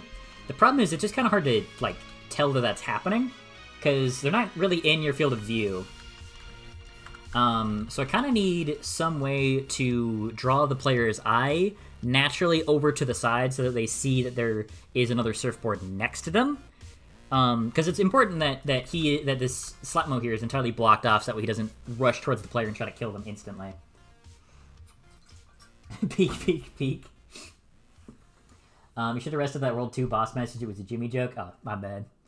Should be a bird that drops bombs, or maybe a square-headed green shotgun enemy that shoots not forwards but around where it's facing and is named Jimmy. Oh, my bad. Yeah, that was a Jimmy joke. Didn't read my 00A6 suggestion. Oh, is that a... Oh, it's a hex color. Oh, it's the Weezer color. Okay. I thought you just had a color fondness. I thought I had a color fan in my chat, but no, it was just a Weezer fan.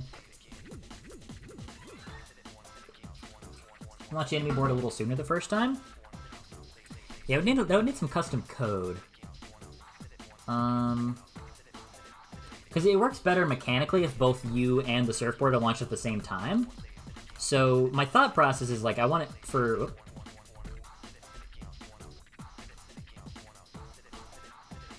Stuck in the ceiling. I think if I can just get something to like draw the player's eye over, that's kind of all I really think it needs to be. But the question is, how do we do that in a way that feels very natural and doesn't, you know, just a natural way of drawing the player's eye over to the side.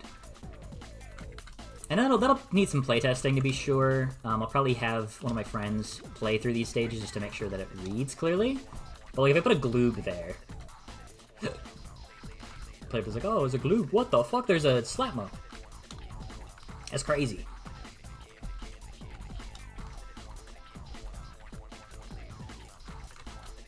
I'll figure that out slightly. Whoop. Oh no. Okay, cool. I ducked behind the shirts just in time. Might have more shirts too, so we don't just have the same repeating section of 4 shirts over and over in perpetuity. Bouncer for sale. Yeah, same problem here. You just kind of... You look forwards and you're like, oh shit. I mean, at least that one you have more of a motivation to look around because you see that there's, you know, you're getting attacked by a dude.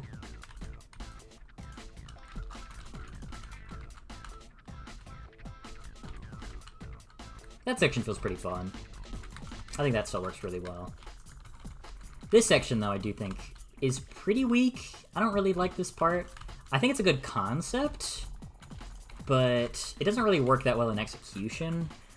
I'm trying to think what do I want to do to make this work a little bit better.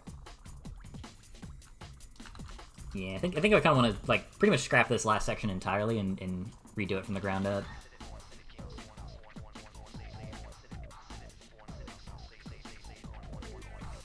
What resolution do you make your textures at?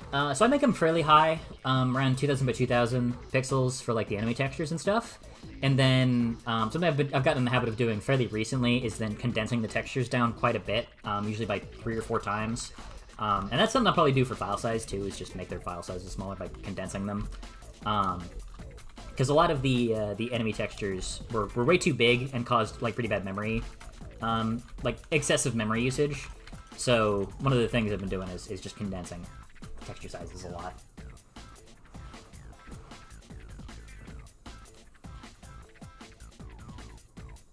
Okay, I don't even know what you guys are talking about in chat right now. you've lost to me.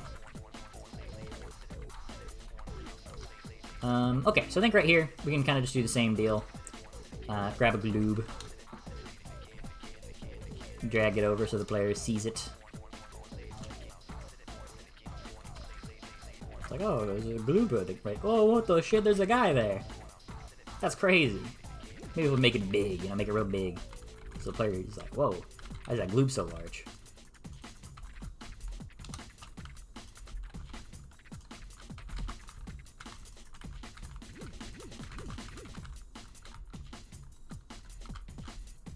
Whew! Oh shit, I ended up here. Hey, what's up, man? How you doing?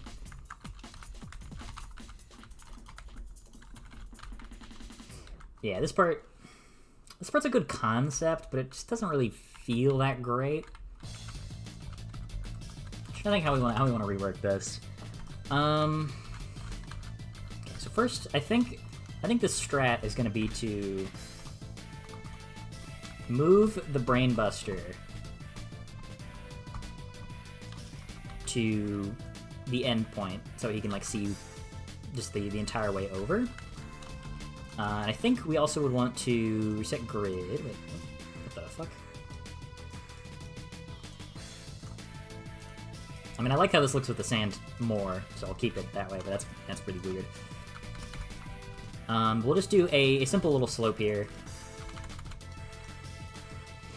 Give him a bit of a height advantage, so that way we can ensure that his sightline will stay locked on the player at all times. Oh, locked myself in the ceiling again. And oh yeah, I need to reset the launch order. But yeah, this way he can see the player the whole time. It's gonna be kind of hard to duck behind by the time you get to him. So maybe something where, like, instead of doing that sort of thing where you're trying to shoot him on the board, you'll have to weave through some projectile or some obstacles and stuff that'll make him lose line of sight instead.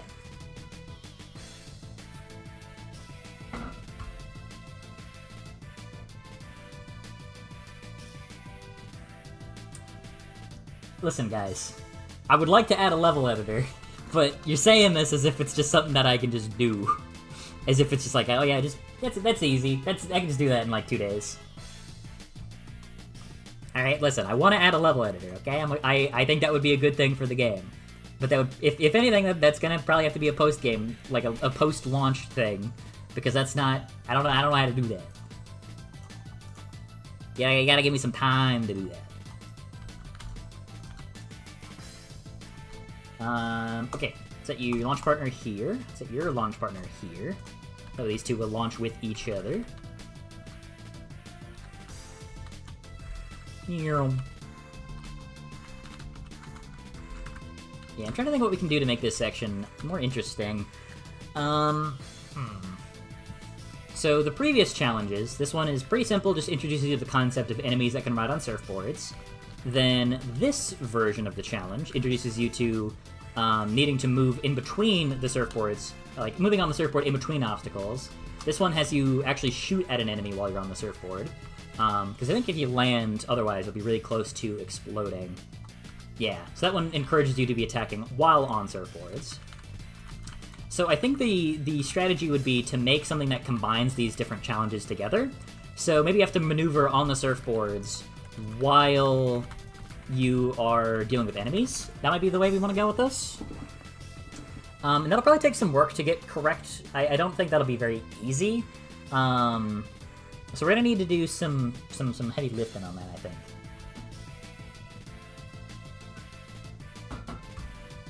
Lobotomies? This is very lobotomy.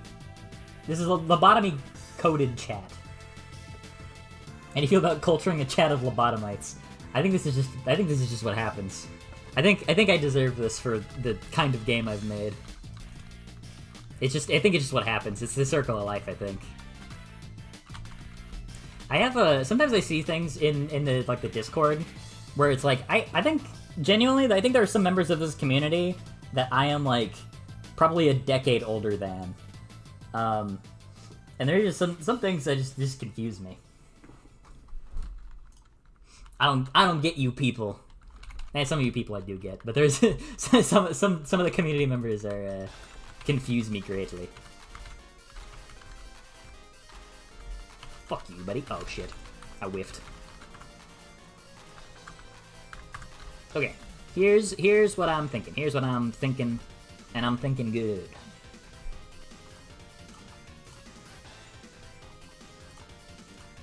We got Massive Exxon from Escatos. Really cool shoot 'em up game. Okay, but here's what I'm thinking. Here's what I'm concocting in my dome. We do something like this. What are you freaking out for, Greed? So we do something like this. Hold on, let's get the cell shader back on. Post process, matte, add, asset reference, cell shader. There we go. Then you bum bum bum bum. And ba-da-da. There we go. Okay, and then we put a Jimmy right here.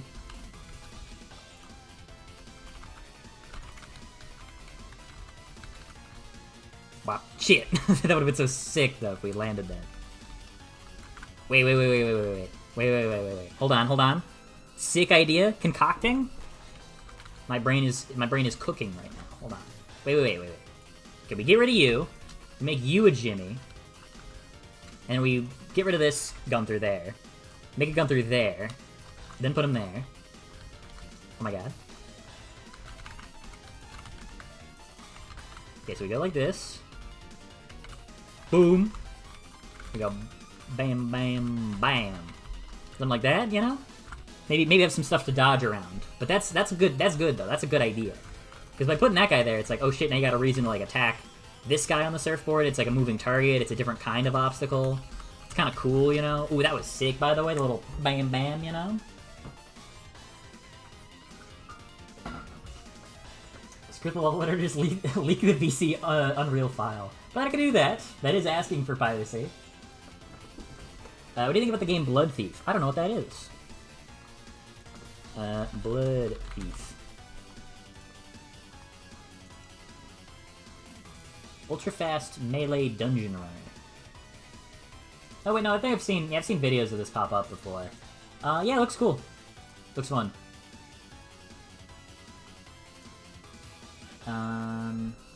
Option the settings for Move Jimmy. No.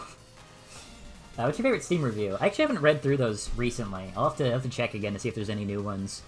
Some of them are most of them are pretty normal. I think I'd probably just be earnest and say that my favorite one was one that was like saying that listing a lot of like fair critiques with it, but also saying that they are excited to see where the game goes and they think I've got promise and they're excited to see what I make next, which is just really, really exciting to see. That's the kind of messages you love to get. Oop. Damn, nice shots, idiot. Nice whiffs, idiot. What was I doing? This is what me was doing. I don't know, I'm talking like a caveman now. Okay, hold on. Hear me out. Crazy concept. What if one of the surfboards gets sniped? That's not that's not the correct location at all.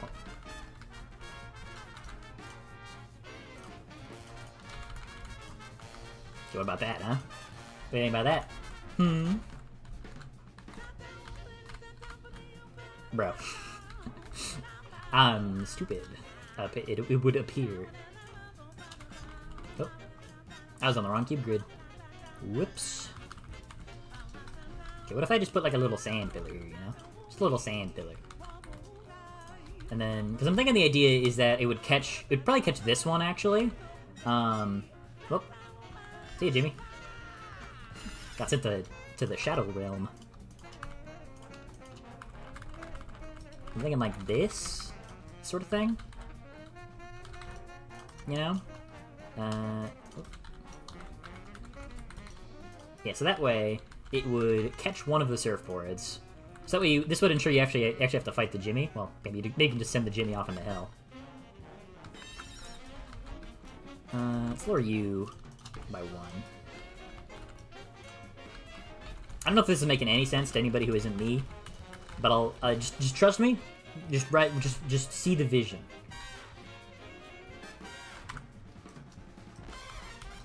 Hold on. I swear the vision's good. You're on a different grid? Why are you on a different grid? Sometimes I confuse myself. I don't know why I do the things the way that I do them. Shit. Okay, solution? We move this forwards instead of backwards. So this way, it'll catch it sooner. That's not what I'm looking for. Basically, it's just a way to make sure you gotta fight the Jimmy. Ah!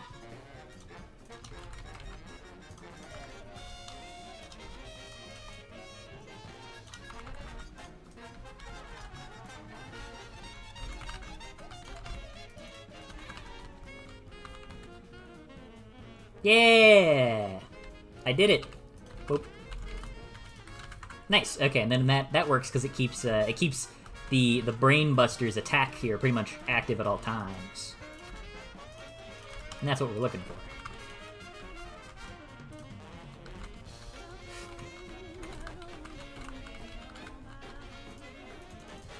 You gotta lead your shots like crazy. Shit. Fuck. I'm dead. No! I whiffed my shit. Says I'm copium right now? No, I'm not. I'm not. Listen, I know that everything I just said there makes it sound like the exact words of somebody who is coping as hard as possible, but I'm not. Trust me, this is good. This is gonna work. What happens when the void runs out of things to eat? It just dies. But it can eat a lot of things. It'd have to be working over double, triple, quadruple overtime to like actually run out of things to eat. What on a Boardwalk Dark setup for this? Actually, we need both Boardwalks. We need Boardwalk and Boardwalk Dark. So the surface will be Boardwalk. The bottom will be Boardwalk Dark.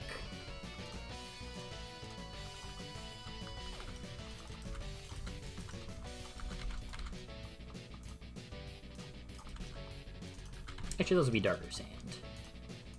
Actually, you know what? It'll look better as full sand if it's the same sand texture all the way around.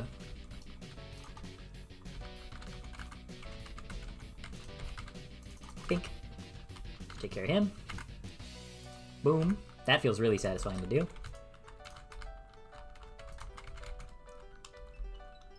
I think maybe what it needs as like one additional thing would be some kind of like bonus for, not bonus, some sort of reason to start on the left surfboard and then shift over to the right surfboard. Maybe it's something that like barely will try to clip you off on the right, so you have to dodge like right to left to right. Something like that. That might be good. You ever had my suggestion from the Discord server, Little Jimmy? What's Little Jimmy? You might need to remind me. Gork pins. Hey, Aura. Did you get the two yellow fellas working? I did. Also, welcome to Seth. Add taxes and money and credit cards and landlords and make my brain wear out. Little Timmy. What's Little Timmy? I think that sounds more familiar. I think it was like, was it an enemy that just annoyed you?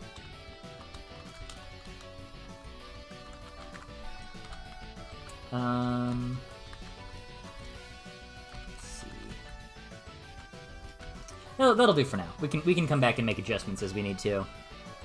Okay, so we're going to really quickly zoom back over to the first trainer map. And we're going to grab just a couple of these props here and there. There we go. Then we're going to make the layout different, but it's good to just have them all together here. Yeah, we'll just shove them off into the corner here. Okay, so we'll start with the train and rock combo. This could be kind of cool, right? If it's like hanging over you.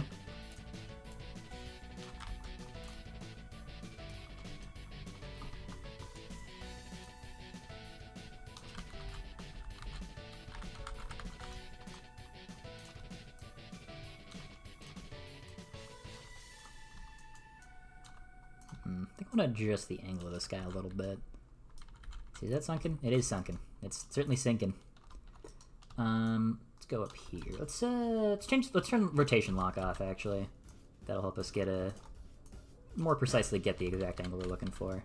We want the tip of this, the edge of this, to be just barely sort of hitting the water. Oh, I didn't mean to rotate the whole thing.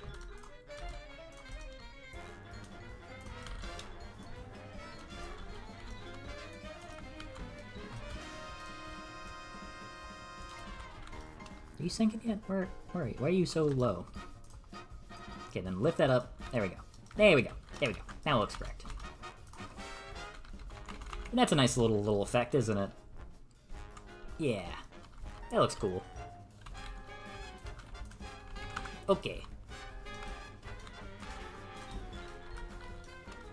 And then we'll grab the... where'd the logo go? I think the surf shop sprite's somewhere just floating around in the abyss. Shop? Oh, I guess I didn't copy that with me, huh? Okay, think we'll put this guy right around here. Actually, we'll fill this space with the surf shop prop.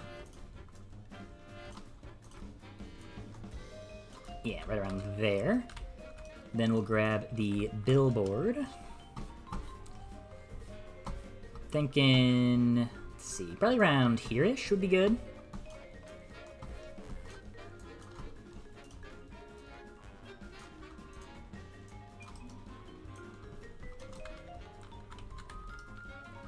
Maybe even scale that up a little bit.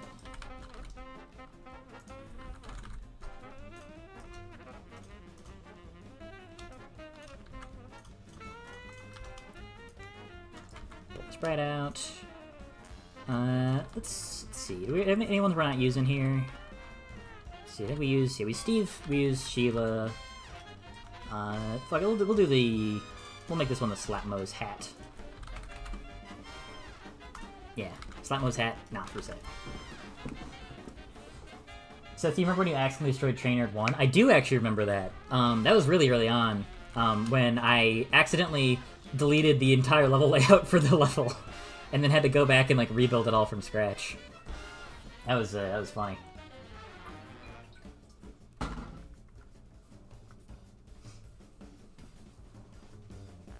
Love the train and rock combo, what a classic. Yeah, that's what it's all about. Combos, baby. You should read a chat reading robot so you can't ignore our horrible ideas. I can do that myself, I think. I think this has been the best Void Collector stream. Cool. I don't really know what makes this one different from the other ones, but I'm glad people are having a good time. These are supposed to be fun. That's the dream. That's the hope. I think what has helped a lot is that there's people here to bounce off of, for sure. We just talking about the... Okay, this Jimmy bit has gone too far. They're trying to gaslight me into thinking my own man, my own top guy, Jimmy, doesn't exist. It's fucked up. It's fucked up is what it is. Rotate you. Okay, and then we're gonna grab the Sand Castle. I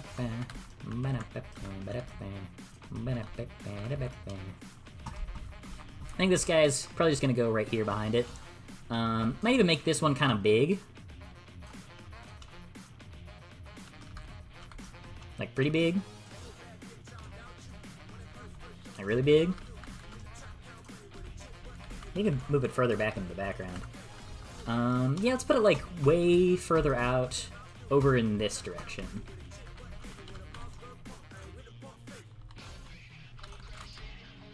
Got stuck under the floor there. A little bit further over to the right, and a little bigger, and a little further out.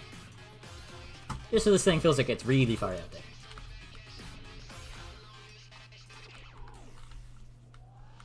Okay, hold on, a little further to the right. Yeah, I want it to like more comfortably fit in between this gap.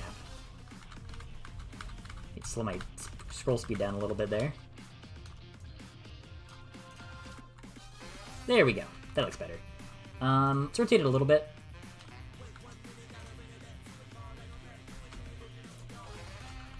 Yeah, I like that. I like that. Okay, I think that'll do for now. Let's move on to the... I think maybe it still needs a little bit more. Some kind of like easily spammable prop that won't really add much. That will add detail without adding too many like... without adding too many extra meshes that'll need to render. So things that are simple will be good. Maybe like a really simple like low poly tree model would be good. We'll see.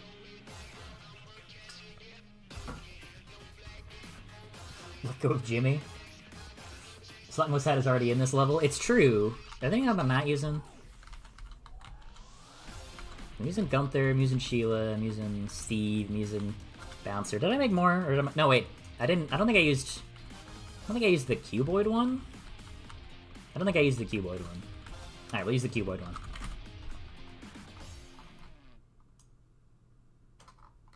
Where is that cuboid one? Should be in props, train yard, sprites.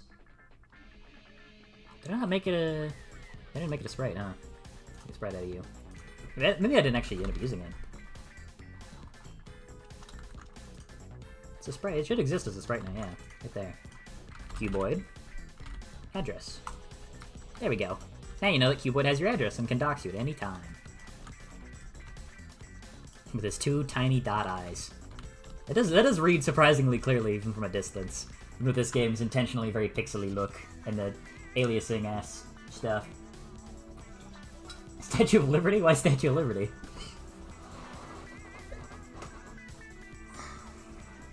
Seth and W do not go together. What the heck? What's that supposed to mean?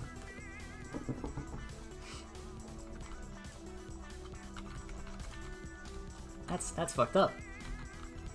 Why'd you say that shit about me? Alright, anyways, we'll come back to this one later. I'm sick of looking at it. I'm tired of thinking about it.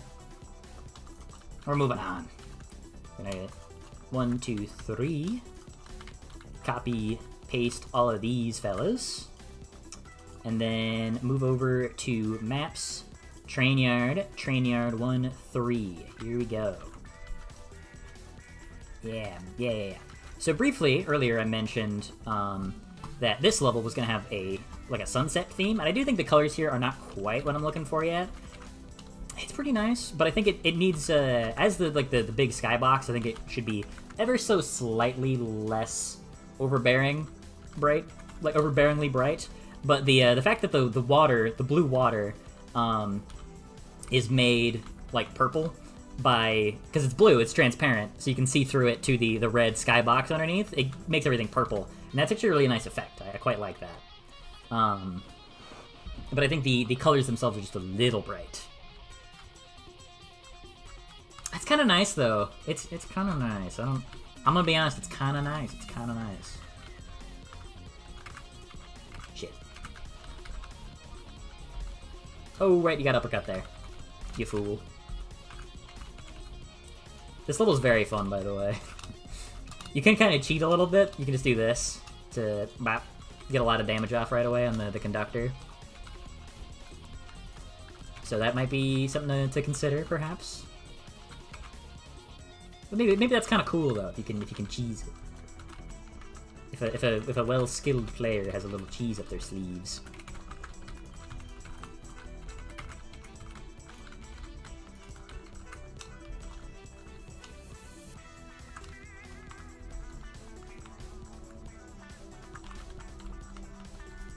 Man, this level's fun as hell, dude. Really proud of this one.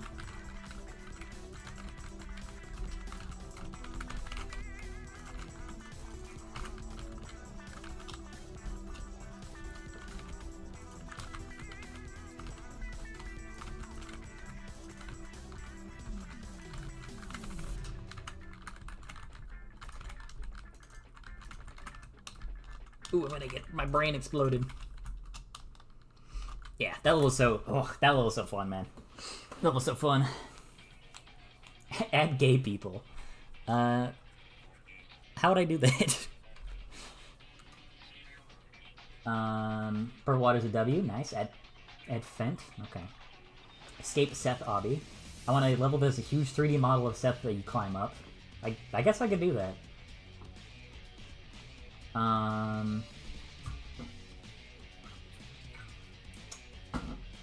If Jimmy was real, what he would look like? Green. Does the Bill Parry deal more damage to enemies in the air? Yeah. I mentioned that earlier. But that is a new synergy where the Bill Parry does double damage to airborne targets. Which, big application of that is that it lets you do that to a bouncer. And is now the pretty clear-cut fastest way to take care of them, and is also very fun. Whoops, I just missed the launch spot entirely. Guys, I'm real. Holy shit, it's Jimmy Double. No fucking way. Why is one random surfboard in this level tinted red? That is a feature that the surfboards can be tinted different colors, like I coded that. But it kinda doesn't look good. So I'm just gonna untint that. I've kind of been meaning to go back on that for a while, and I just kind of forgot, so... Good catch. Pop. Holy shit, he's chasing me down. He's after me. Yeah, this level is very, very fun. I like. It's probably one of my personal favorites. It uses the gimmicks in a really fun way. It's creative thematically and aesthetically. It uses stuff in a lot of fun ways, especially with the new sunset theming. I think that it just comes together really nicely in a way that I'm really, really happy with.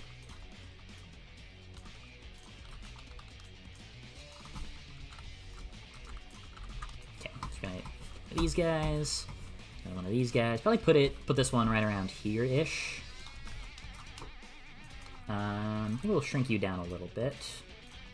Rotate you. Then we'll put a big old sandcastle back here, because this level is building up to like a big sandcastle, so we might as well make it look a little bit more impressive by having this big old prop sandcastle in the back. Just kind of clutter up the skyline a little bit. Maybe if we move it over to the right a little.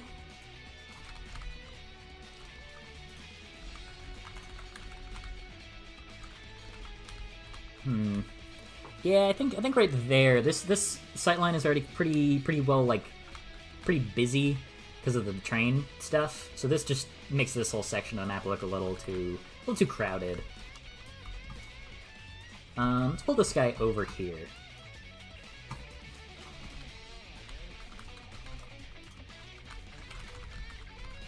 Yeah, I think it works better there. It's just a little bit more.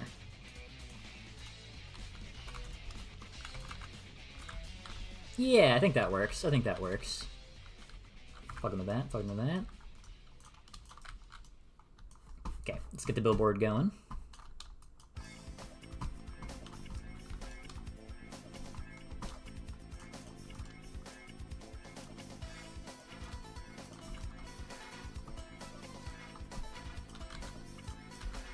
Now this one, we can make this one the Steve Surfing.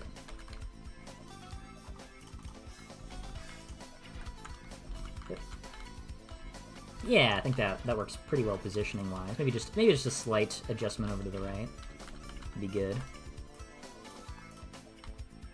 Yeah, there we go.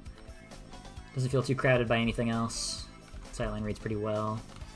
Let's see, this one I also think works. Probably could add some extra stuff around the back here. Let's pull you over to the right, or over to the left. Yeah, I think that would. Oh, I didn't hit the launcher, so it messed up the launch pattern. Yeah, getting the surfboard stuff to work properly with the boss there was such a pain. Everything would like wig out constantly. Fortunately, it's worked very consistently for me now. Like, it doesn't really break anymore. But for a while, it would just shatter all the time.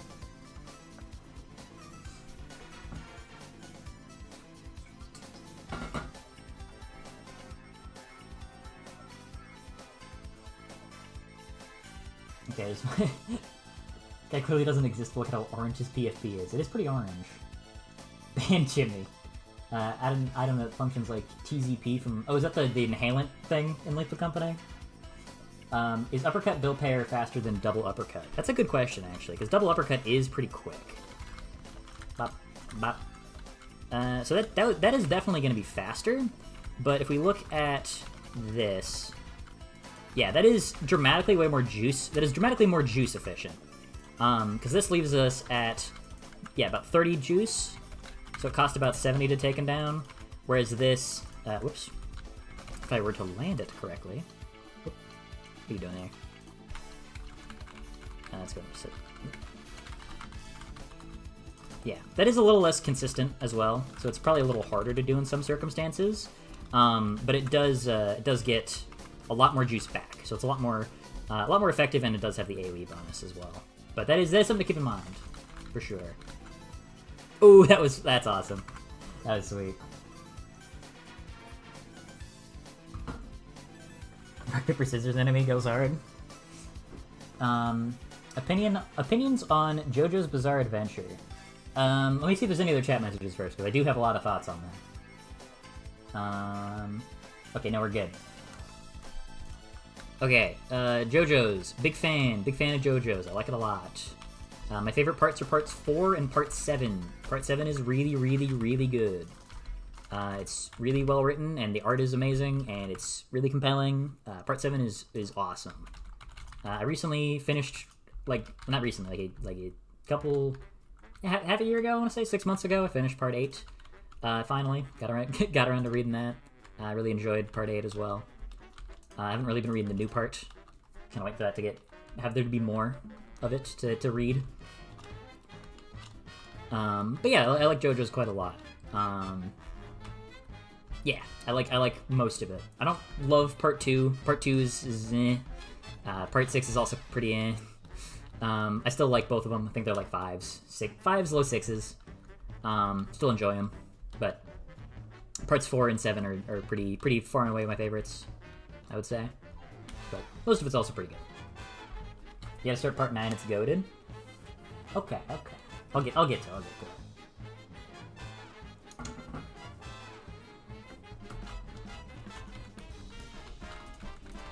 Part 15? What do you mean? I didn't. Did I say part 15? Oh, part 5. I didn't even mention part 5. Part 5 is awesome. I love part 5. Part 5 is sweet. Part 5 has got some of the best fights in the series. It's got the freaking train fight. It's got the Beach Boys Grateful Dead fight on the train. That shit is so good, man. One of the most fun fights in anything that's ever been made, I think. That was fun. That was a good snipe. I liked that.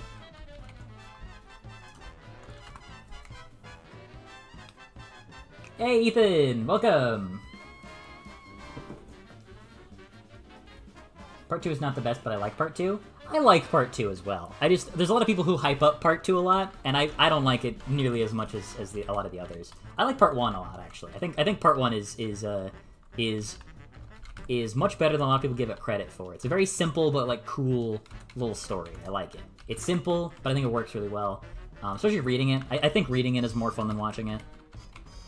And you just reminded me that I've been, because I watched JoJo's to start out with, and I enjoyed that. That was a fun process, but I want to go back and read through the stuff that I just watched. So I've read part 1. Part 1's a really fun read, but I'm really excited to read part 4 because I watched part 4, and I'm just so excited to revisit part 4, man. Part 4 is so fun.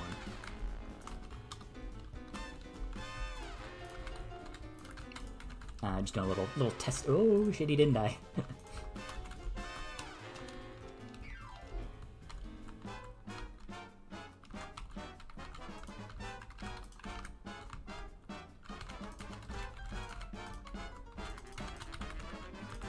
Ooh, I got the crit on him. Oh, that's so satisfying, man.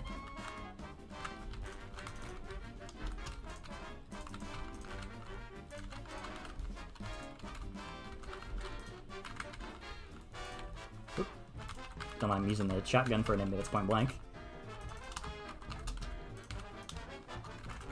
Ooh, that was kind of slick. I mean, I messed up a lot, but the recovery was good, though, you gotta admit.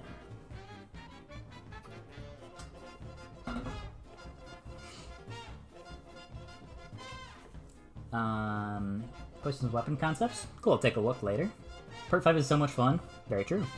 Part 1 is the most different. Very true. It's pretty weird, comparatively. Are there crits? Oh yeah, I didn't mention that. Or maybe you weren't here when I mentioned it, yeah. Or were you? I don't know. It's the crit is that's just what I call this. When you get the double damage on airborne targets with the built pair, because it plays a unique sound effect and has like right now you see like normally it's the orange particles. But if you land the air shots, why did you get knocked up in the air? Oh god, not that bug. That bug is so annoying. It just happens very rarely, and I don't know why. But yeah, that's like when you get that special particle effect and sound effect whenever you hit an airborne target with the built pair. That's what that means. That's what I mean when I say crits. And I call them crits just because I think I'm TF2 build. So when I think of like do something to get a special condition, i.e. like no, why is it happening again? Fuck. To get bonus damage, I call it a crit. Just because, yeah, TF2 brand.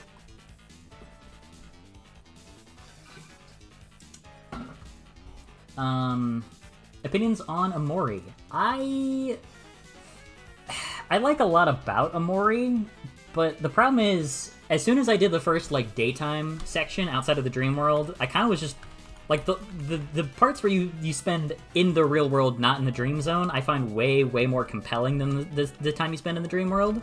Because, as it is, I think the RPG combat stuff is solid, but it's a pretty, like, okay RPG. I think that there's a really cool idea for a combat system that you really don't need to engage with that much, because you can kind of just use the same couple of strategies over and over, and they work really well, so there's not really good reasons to mix up your strategy super often, and the dungeons are pretty solid. I like them. But I find the narrative, when you're just exploring around the daytime world, a lot more compelling. And even as an RPG enjoyer, I found just some of the dream stuff a little tedious. So I think it's got a really great like narrative, and the last couple hours are just pretty fantastic. I think it's really compelling, and like a really fucking like effective, heartbreaking story that got me pretty good. But it doesn't consistently work for me, to be honest. Okay, I was just playing super recklessly because it's talking about Amori. I think we're all a little TF2 build, perhaps. Continuing opinion asking, what's your opinion on Katamari? I love Katamari. Katamari is awesome. I'm a big fan. Both 1 and 2, really great. I think I like 1 a little bit more. But those are like some of my favorite go-to, like, I'm just trying to chill out a little bit. I'm just gonna pick like a random Katamari level and like listen to Lonely Rolling Star while I pick up some stuff for like 20 minutes. Good time, very relaxing. I enjoy it. What's your opinion on Cool Zone Zero? I think it sucks, and the person who made it is cringe. The joke is that I made Cool Zone Zero. I think I have something else that I saw. Oh yeah, opinion on Mother 3 and what is the best chapter? Mother 3 is a 10 out of 10. I love Mother 3. Very, very good. Favorite chapter? Probably chapter 5?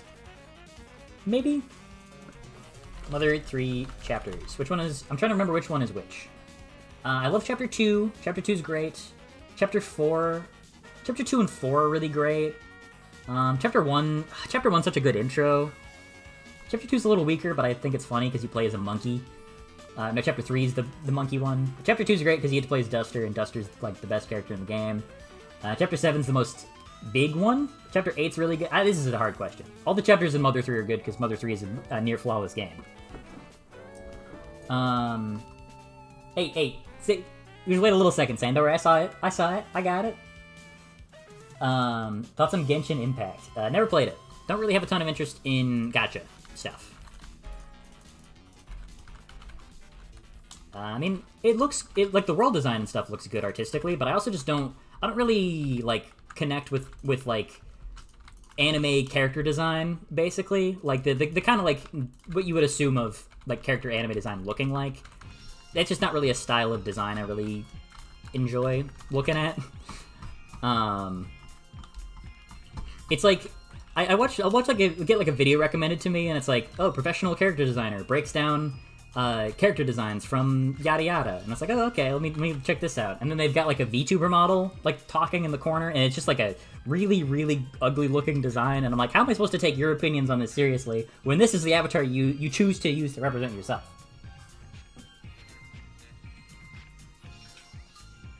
Hey, guys, just because they're asking about Genshin, we don't gotta tell them to get out. We welcome people. We welcome people here, even if we don't agree with opinions on stuff. They're allowed to be here. All right, let's cool things down. We're welcoming, and of all sorts.